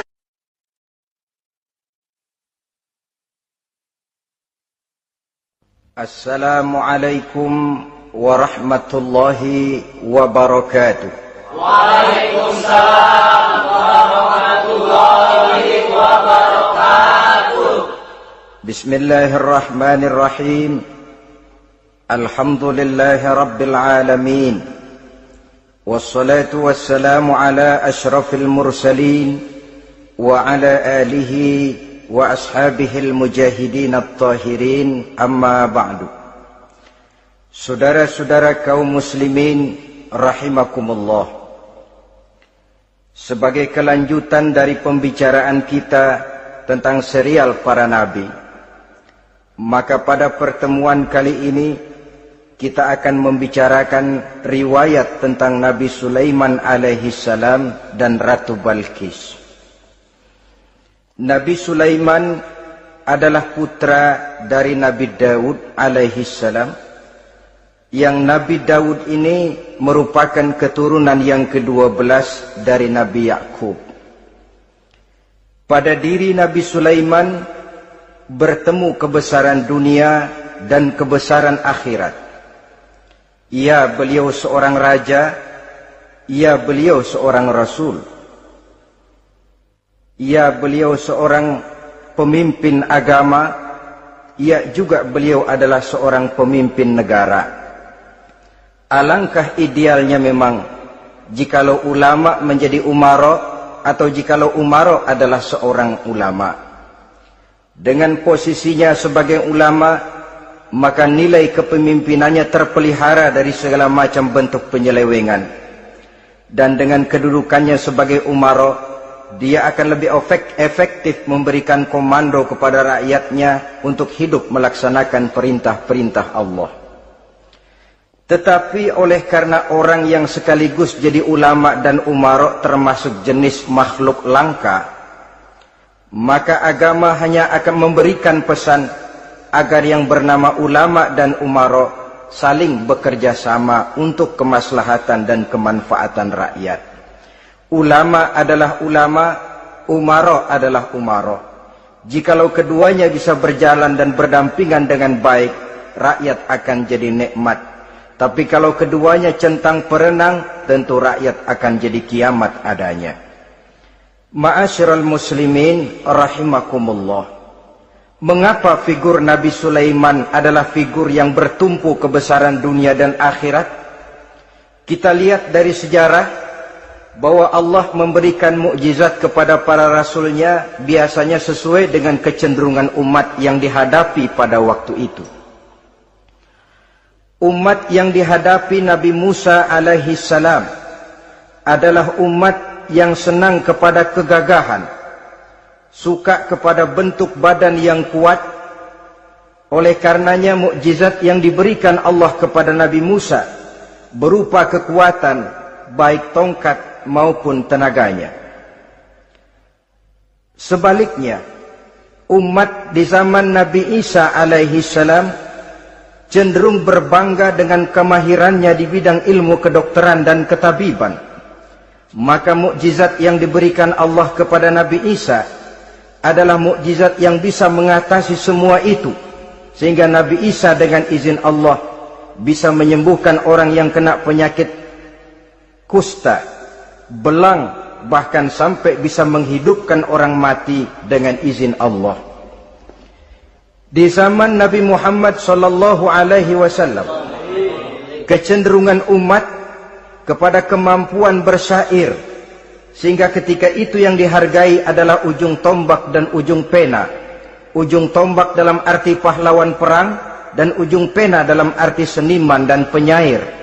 Maka di antara mukjizat terbesar yang diberikan kepada Nabi adalah Al-Quranul Karim, yang keindahan gaya bahasanya tidak seorang penyair pun sanggup menandinginya. Di zaman Nabi Sulaiman alaihi salam, kebesaran dan kemegahan dunia, kekuatan dan kejayaan menjadi ukuran. Kita tahu bahwa Jalut yang dihadapi oleh Nabi Daud adalah seorang yang bertubuh besar dan gagah perkasa, yang dalam sejarah lebih kita kenal dengan nama Goliat misalnya. Maka tidak heran kalau mukjizat yang diberikan Allah kepada Nabi Musa merupakan mukjizat yang bertumpu antara kebesaran dunia dan kebesaran akhirat, sebagai raja dan juga sebagai nabi. Tetapi yang patut menjadikan pelajaran buat kita terhadap seluruh kebesaran yang diberikan itu, Nabi Sulaiman berkata, "Haza min fadli Rabbi liyabluwani aashkuru am akfuru." Semua ini, kekuasaan dan kebesaranku, kejayaan dan kekayaanku, adalah anugerah Tuhan untuk menguji diriku. Adakah aku menjadi bersyukur karenanya, atau malah aku menjadi ingkar karenanya? Alangkah baiknya jikalau ucapan Nabi Sulaiman ini kita bisa resapi dan kita bisa terapkan dalam kehidupan ini. Seorang pedagang yang berhasil berkatalah seperti perkataan Nabi Sulaiman. Seorang pejabat dengan kedudukan tinggi berkatalah seperti perkataannya Nabi Sulaiman. Seorang ulama dengan posisi sebagai pemimpin yang non formal berkatalah seperti perkataan Nabi Sulaiman. Seluruhnya berkata, "Haza min fadli Rabbi." Seluruhnya ini adalah karunia Allah untuk menguji diriku, adakah aku bersyukur atau aku menjadi ingkar karenanya.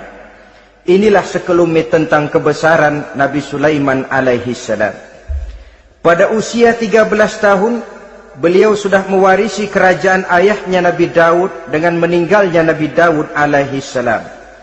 Dan sejak itu keistimewaan Nabi Sulaiman alaihi salam sudah nampak dalam kehidupan. Beberapa keistimewaan bisa kita catat dari pribadi Nabi Sulaiman ini. Pertama, beliau cerdik, cerdas dan bijaksana, dan tentu saja harus begitu. Kalau Rasul goblok, mana ada umat yang mau ikut. Tetapi kecerdikan dan kecerdasan serta sifat bijaksana ini nampak dari beberapa kisah yang pernah dihadapinya. Pertama, di saat beliau berumur 11 tahun, ketika itu yang menjadi raja adalah ayahnya Nabi Daud, datang mengadu seorang petani bahwa sawah ladangnya, tanaman-tanaman yang ditanamnya habis dimakan oleh binatang ternak dari tetangga di sebelahnya. Maka ia mengajukan usul agar binatang ternak yang memakan tanam-tanamannya itu diberikan saja kepadanya. Nabi Daud meluluskan permintaan petani ini, tapi Nabi Sulaiman berkata, "Ayah, maafkan saya. Kalau boleh saya mengajukan usul, Jangan seluruh binatang ternak gembala itu diberikan kepada petani. Akan lebih baik kalau binatang ternak yang memakan tanam-tanamannya itu diberikan kepada si petani selama 1 tahun. Apabila ia berkembang biak, beranak, hasil susunya seluruhnya selama 1 tahun itu boleh dimanfaatkan oleh petani tadi. Dengan demikian saya rasakan ini merupakan satu yang lebih adil ketimbang yang tadi itu. Keputusan Nabi Sulaiman ini diterima baik oleh ayahnya, oleh si petani dan oleh si gembala tadi. Pada usia 11 tahun ia sudah menunjukkan kecerdikan, kecerdasan dan sifat yang bijaksana. Contoh yang kedua, ada 2 orang ibu yang pada saat akan bekerja di ladang masing-masing meletakkan bayinya di satu tempat. Lalu keduanya pun asyik pergi bekerja. Sedang kedua ibu itu bekerja dengan asyiknya, datanglah seekor serigala menerkam salah seorang anak bayi tadi. Dan kemudian dibawanya. Tinggallah anak bayi seorang. Ketika kedua ibu tadi kembali ke tempat dia meletakkan anaknya, maka keduanya lalu berebut anak yang satu itu. Jadi kasus berebut bayi rupanya memang sudah ada dari dulunya. Yang satu berkata itu anaknya, yang lain mengakui itu pun juga anaknya. Akhirnya keduanya mengadu kepada Nabi Sulaiman. Masing-masing ngotot, tidak ada yang mau mengalah. Akhirnya kata Nabi Sulaiman, kalau kamu berdua tidak ada yang mau mengalah, sudahlah begini saja. Berikan bayi itu kepada saya, akan saya belah 2 supaya adil. Masing-masing kamu bawa sarang sepotong. Ibu yang seorang berbinar matanya, kelihatannya gembira dengan keputusan itu. Saya setuju Nabi Sulaiman, ini keputusan yang sangat adil. Betul, belah 2 saja bayi itu. Tapi ibu yang seorang malah berurai air matanya, membasahi pipinya. Ya Sulaiman, daripada Tuhan belah 2 anak itu, biarlah berikan saja kepada ibu yang mengaku tadi itu. Tidak sampai hati saya melihat anak yang begini ini harus menjadi korban. Biarlah dia diasuh oleh ibu yang mengakuinya tadi, asal dia tetap hidup. Nabi Sulaiman tersenyum, lalu berkata kepada ibu yang berurai air mata tadi, ambillah anak ini bu, karena ia memang benar anak ibu. Sebab sekejam-kejamnya hati seorang ibu tidak akan sampai melihat anaknya dibelah 2. Adapun engkau ibu yang gembira, engkau sesungguhnya ibu yang kurang ajar. Cuma sekedar ngaku-ngaku, buktinya anak mau dibelah 2 kamu setuju. Ibu macam aku saya terima. Alasan kamu datang terlambat bisa dipertanggungjawabkan, kamu tidak kena hukuman. Cuma begini saja Hudhud, karena kamu yang laporan, kamu yang tahu lokasi negaranya, kamu yang harus melaksanakan tugas ini. Apa Tuan Raja? Idhab bi kitabi hadza fa'alqih ilaihim. Kamu berangkat lagi ke negeri Sabah, bawa surat saya, berikan kepada mereka. Thumma tawalla anhum, kemudian kamu berpaling dari mereka, tapi jangan pulang. Fanzur madza yarji'un, lihat apa reaksi mereka setelah menerima surat ini. Baik Tuan Raja, baik. Nabi Sulaiman menulis sepucuk surat kepada Ratu Balqis, dan surat itu dibawa oleh burung Hudhud tadi. Terbanglah si burung Hudhud ini ke negeri Sabah, masuk ke istana Ratu Balqis, dan surat itu jatuh di kamar Ratu Balqis.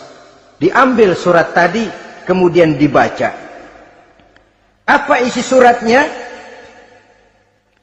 Innahu min Sulaiman wa innahu bismillahirrahmanirrahim alla ta'lu alayya wa'tuni muslimin. Surat ini dari Sulaiman.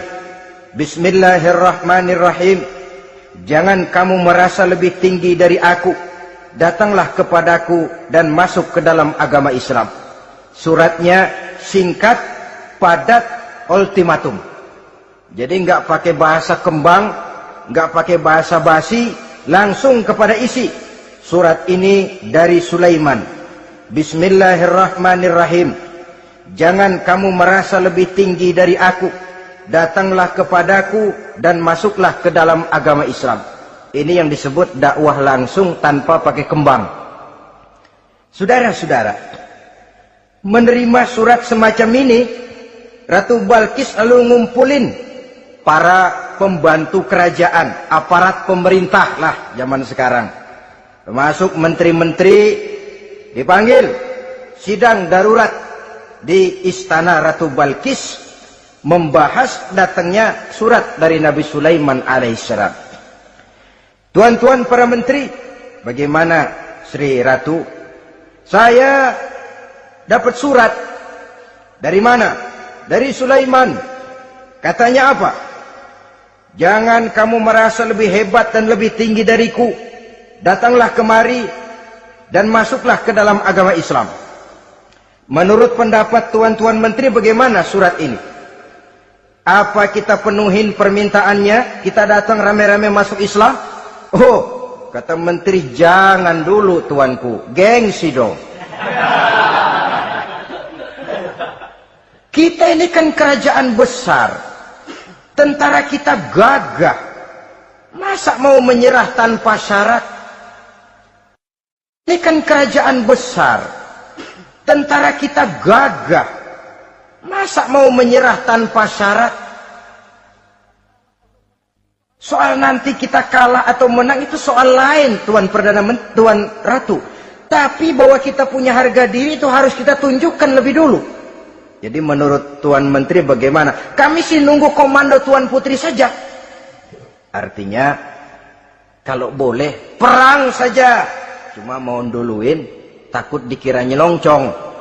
Kami sih gimana komando Tuan Ratu saja. Tuan komandokan berangkat, kami segera berangkat. Terserah Tuan Putri, kami seluruhnya loyal, taat dan setia menunggu titah dari Sri Paduka Ratu. Terima kasih para menteriku. Soal kesetiaanmu saya tidak meragukan.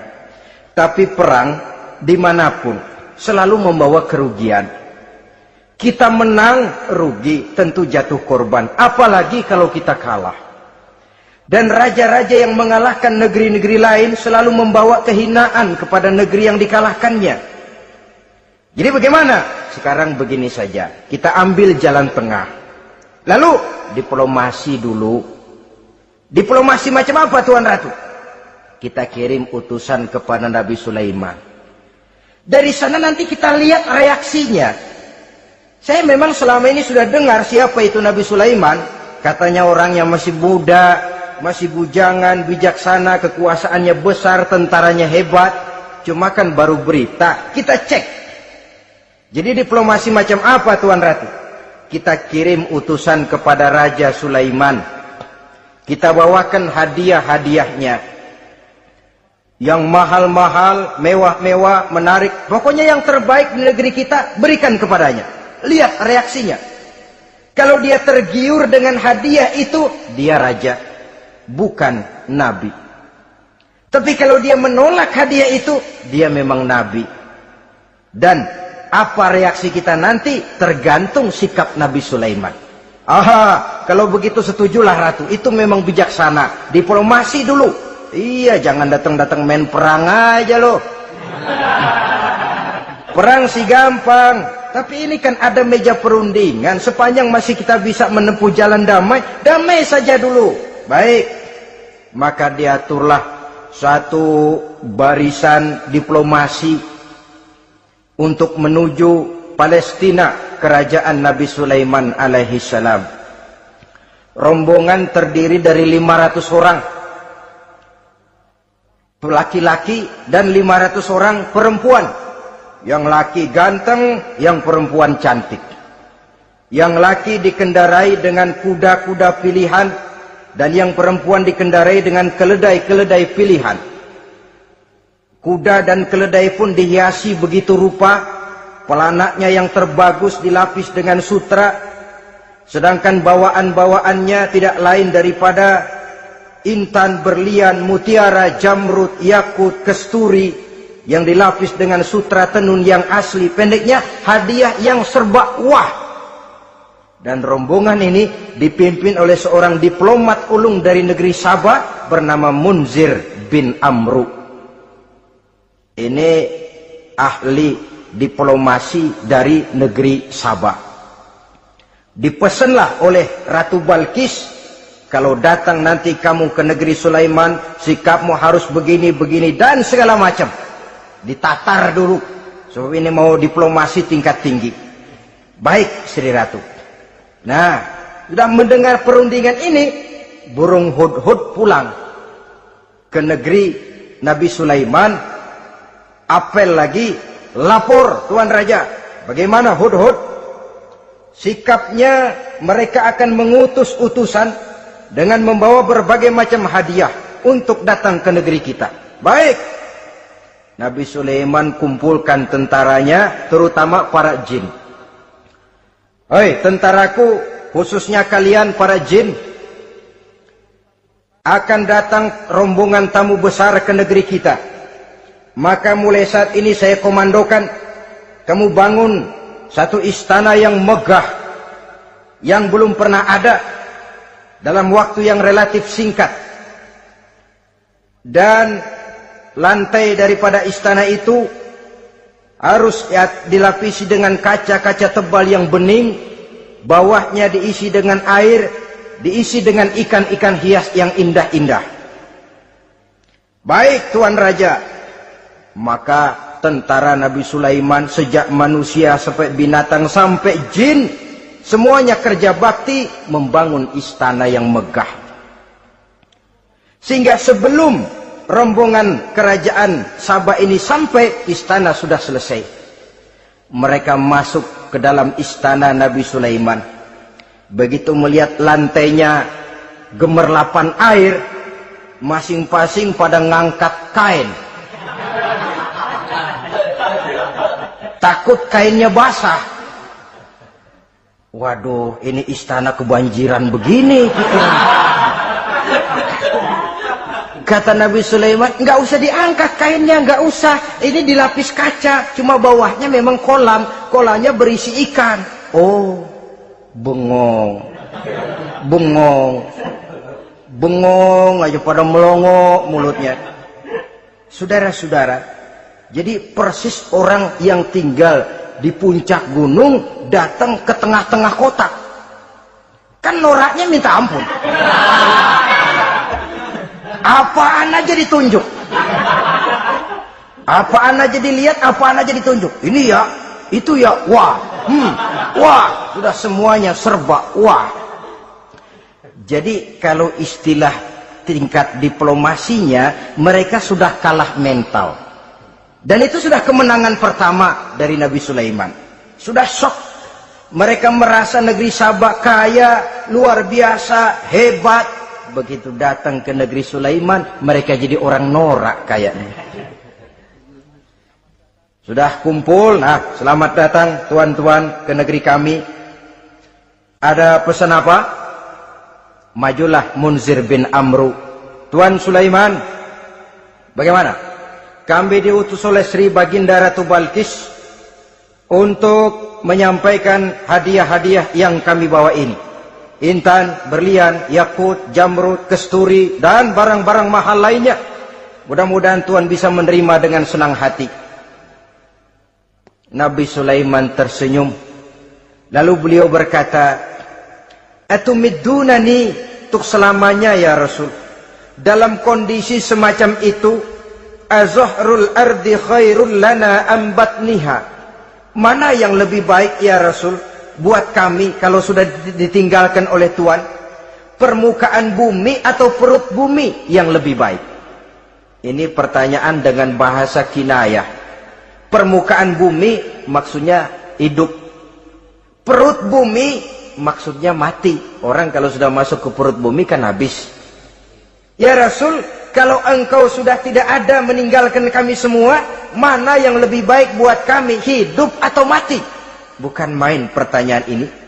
Di satu sisi menggambarkan cintanya sahabat kepada Nabi, sehingga kalau tidak bisa mati bersamaan, biarlah mati beriring saja.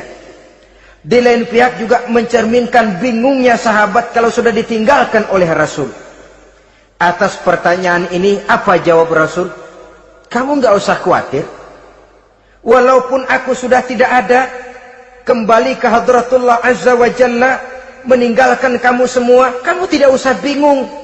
Dengan syarat, idza kana umara'ukum khiyarukum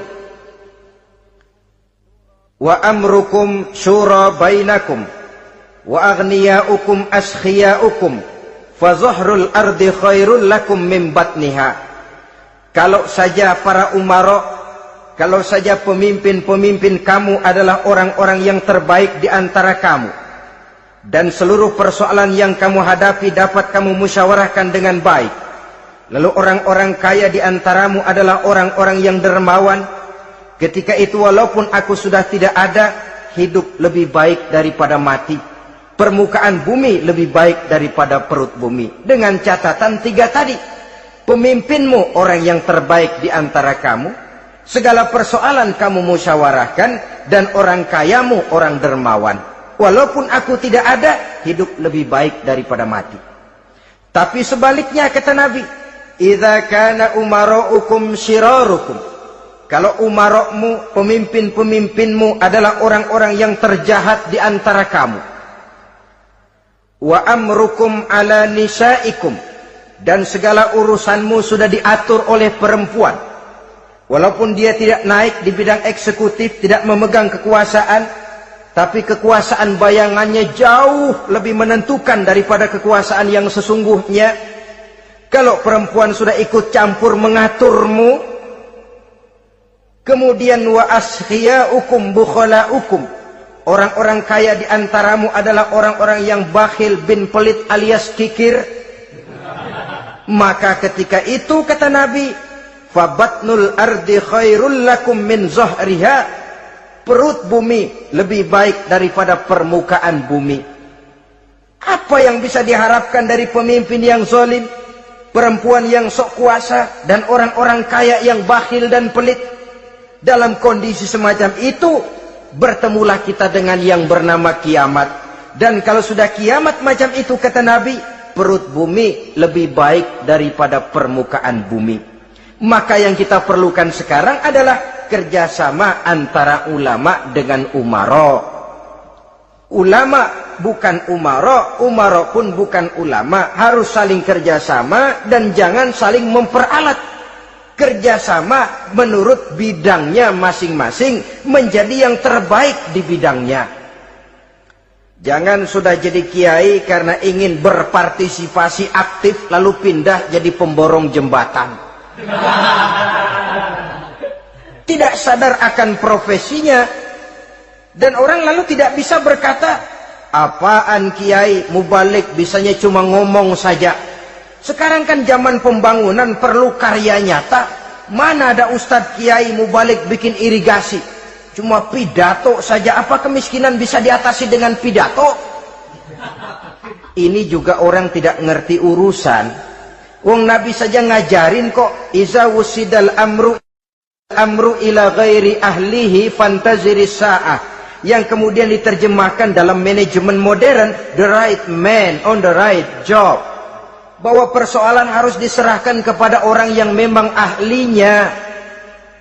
Lah kalau kiai ngurus irigasi, apa nanti lurah mau ngajar fikih, camatnya ngajar tafsir, kacau jadinya. Makin ruwet jalur birokrasi, makin banyak orang meninggalkan profesi dan malah melaksanakan sesuatu yang bukan profesinya. Untuk memberesi keruwetan birokrasi, termasuk diantaranya menanamkan kesadaran profesi yang menimbulkan kebanggaan, dan kebanggaan yang membuahkan tanggung jawab terhadap profesi itu. Sebab orang kalau sudah bekerja menurut profesinya, walaupun tidak kaya tapi hidupnya tenang. Kenapa? Karena panggilan jiwanya. Seorang kiai yang diajak ngobek, walaupun objeknya gol puluhan juta, kaya belum tentu tenang, karena saya yakin bukan ke sana panggilan jiwanya. Ma'asyiral muslimin rahimakumullah. Itulah sebabnya kerjasama, ulama membangun lingkungannya, ulama membangun manusianya, umara membangun lingkungannya, sehingga terciptalah wujud daripada pembangunan manusia seutuhnya, ya zahirnya, ya batinnya. Seluruh kita berpartisipasi, hanya bidangnya saja yang berbeda-beda. Jangan yang satu merasa lebih berjasa dari yang lain, jangan yang satu merasa lebih penting dari yang lain. Seluruh kita penting, seluruh kita berjasa, cuma bidang kita saja yang berbeda-beda. Inilah bahasa Quran, kullun ya'mal ala syakilatih. Setiap orang bekerja menurut profesinya masing-masing. Ma'asyiral muslimin rahimakumullah. Kita kembali kepada riwayat Nabi Sulaiman alaihi salam. Satu hari ketika beliau sedang menginspeksi pasukan, berkumpullah pasukan beliau itu, ya tentara yang manusianya, ya pasukan jinnya, ya seluruh binatang-binatangnya berbaris. Beliau selaku inspektur upacara mengadakan inspeksi pasukan. Dari sekian pasukan-pasukan yang diperiksanya pada waktu itu, Nabi Sulaiman melihat tidak terdapat burung hudhud. Beliau bertanya-tanya, "Ma liya aral hudhuda am kana minal ghaibin?" Kemana burung hudhud? Orang lain pada kumpul, dia sendiri tidak ada. Awas kalau dia datang. Kalau dia tidak bisa memberikan alasan yang tepat kemana dia, akan saya berikan sanksi dan hukuman. Ini namanya pemimpin yang bertanggung jawab toh. Seorang pun dari yang dipimpinnya tidak ada, menjadi pertanyaan. Tidak lama kemudian datang burung hudhud. Begitu datang lalu memberikan laporan kepada Nabi Sulaiman. Kalau istilah sekarang, begitu dia sampai berdiri hormat, lapor, kata hudhud ini.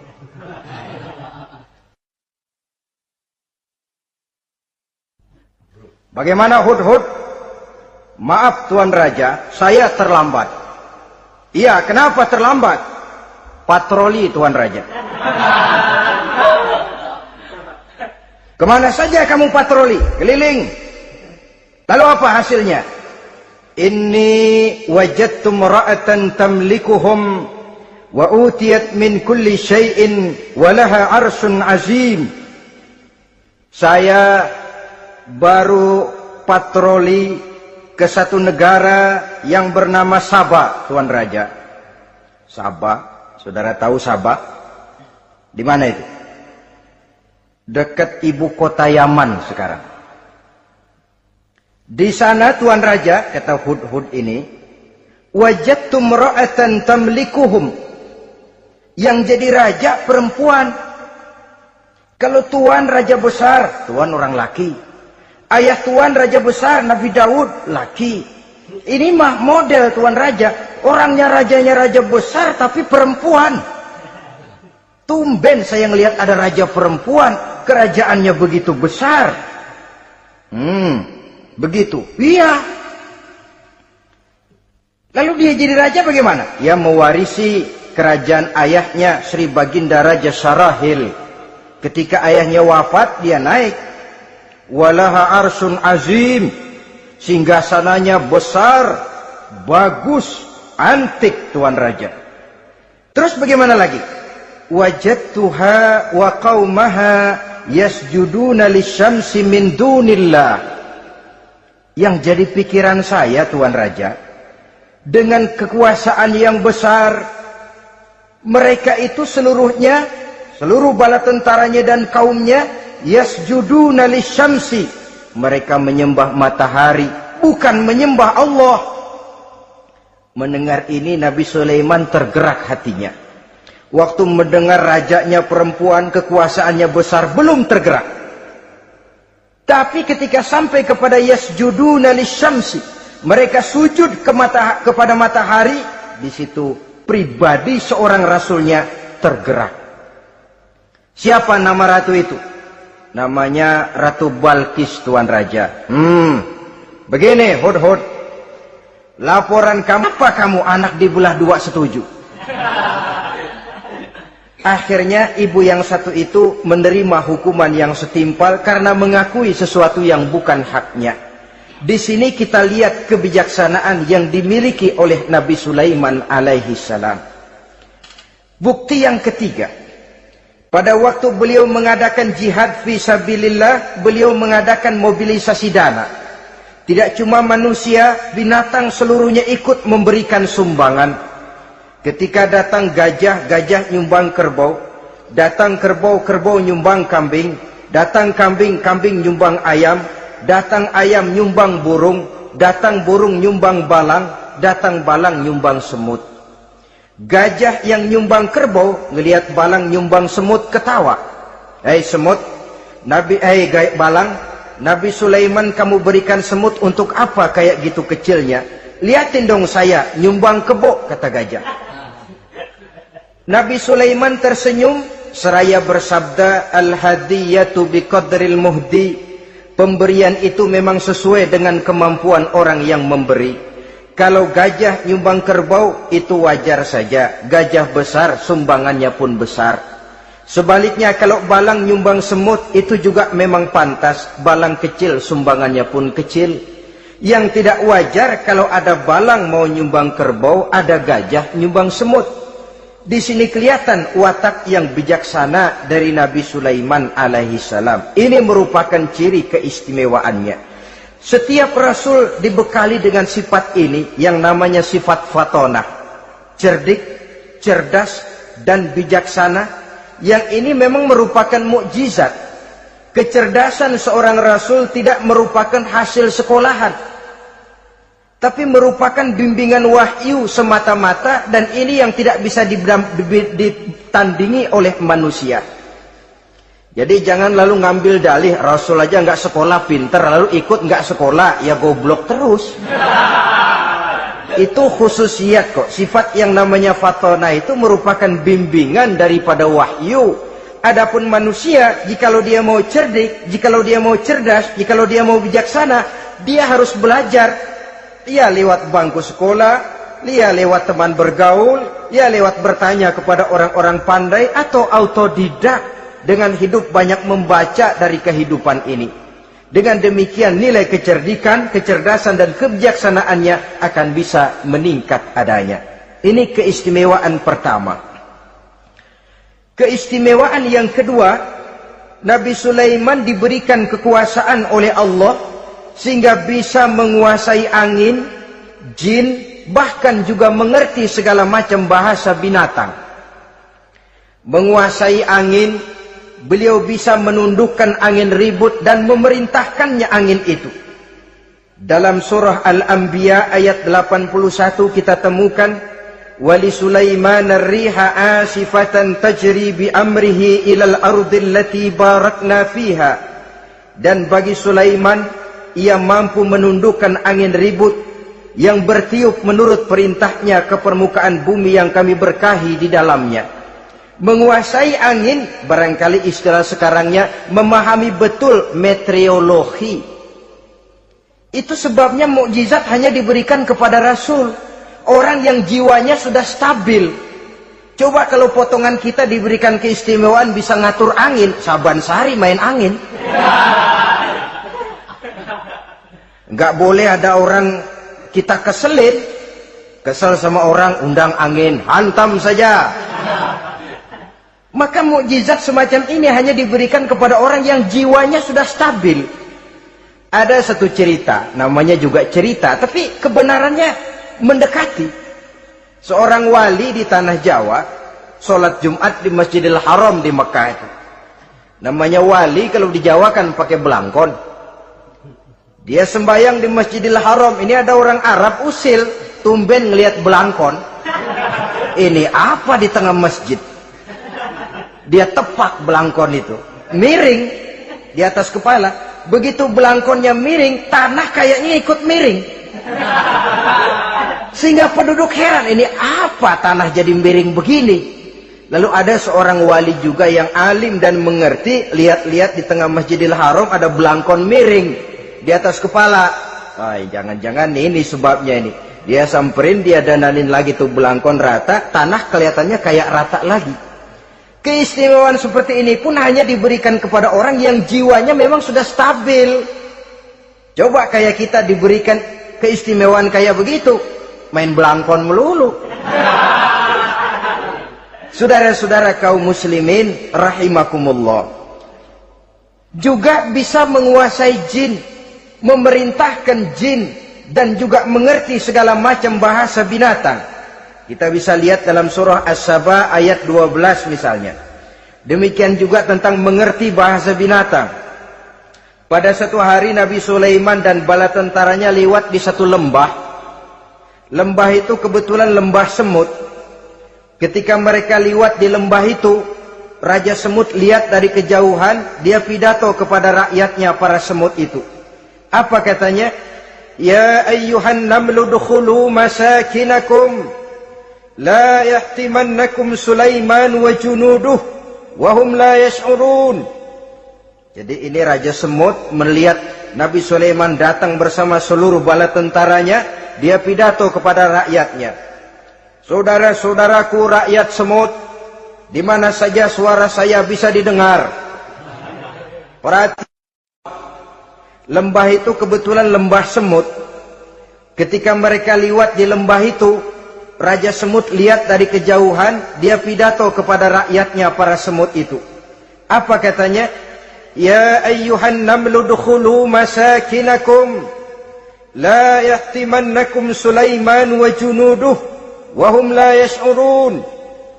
Jadi ini Raja Semut melihat Nabi Sulaiman datang bersama seluruh bala tentaranya, dia pidato kepada rakyatnya. Saudara-saudaraku rakyat semut, di mana saja suara saya bisa didengar. Perhatian, perhatian. Ini Nabi Sulaiman mau lewat dengan seluruh bala tentaranya. Kamu semua supaya masuk ke dalam lubang kamu masing-masing. Sebab kalau kamu nggak masuk ke lubangmu masing-masing, akan diinjak oleh Sulaiman dan bala tentaranya, sedangkan mereka tidak tahu kalau kamu kena injak. Masuklah semut itu seluruhnya ke dalam lubangnya masing-masing. Nabi Sulaiman senyum. Fatabassama dhahikan min qawliha. Mendengar ucapan Raja Semut ini, Nabi Sulaiman tersenyum. Lalu berkata, apa katanya? Rabbi auzi'ni an ashkura ni'mataka allati an'amta alayya wa ala walidayya wa an a'mala salihan tardahu wa adkhilni birahmatika fi ibadika salihin. Satu pengakuan yang tulus, yang jauh dari watak kesombongan. Mendengar Raja Semut berkata semacam itu, beliau senyum, lalu berkata, wahai Allah, tetapkan kiranya hati saya ini untuk selalu bersyukur terhadap nikmat yang Engkau karuniakan kepada saya. Karena nikmatku, nikmat yang Engkau berikan kepadaku, saya mengerti bahasa binatang. Karena mengerti bahasa binatang, saya mengerti seruan Raja Semut itu. Tetapkan saya untuk selalu bersyukur ya Allah atas nikmat yang Engkau berikan ini, atas nikmat yang Engkau berikan kepada kedua orang tua saya, dan tetapkan saya untuk selalu melakukan amal soleh yang Engkau ridhoi, dan masukkan saya ke dalam golongan hamba-hambamu yang soleh. Satu pengakuan yang tulus, yang jauh dari sifat kesombongan. Mungkin kalau sombong yang lahir, begitu dengar Nabi Sulaiman bahwa semut ngomong begitu, beliau akan berkata, iya masuk gede buruan. Tapi kan tidak. Malah beliau perintahkan bala tentaranya, pasukan berhenti. Ada apa Nabi Sulaiman? Di depan kita ada kerajaan semut. Mereka lagi kocar-kacir masuk ke sarangnya masing-masing. Tunggu sampai mereka masuk dan kita bisa lewat dengan aman tanpa harus menginjak-injak mereka. Bala tentaranya di stop dan berhenti. Ternyata kebesarannya tidak menyebabkan ia lalu memandang remeh sampai kepada makhluk yang bernama semut sekalipun. Masih tetap dihargainya sebagai makhluk dari Allah Subhanahu wa ta'ala. Sesuatu yang perlu menjadi contoh kita semua. Sebab orang bilang kadang kacang sering lupa akan kulitnya. Kadang posisi kita yang tinggi menyebabkan kita lupa dari mana kita berasal. Kadang harta yang kita miliki menyebabkan kita lengah dari mana kita datang. Akhirnya yang timbul adalah sifat sombong dan angkuh. Ibarat kata orang, kacang lupa dengan lanjarannya. Ma'asyiral muslimin rahimakumullah. Ini kebesaran dan keistimewaan yang diberikan Allah kepada Nabi Sulaiman alaihi salam. Apa yang perlu kita jadikan tamsil dan ibarat dari kebesaran ini? Saudara-saudara kaum muslimin rahimakumullah. Keadilan sebagai umara yang berpadu dengan kebijaksanaan sebagai ulama.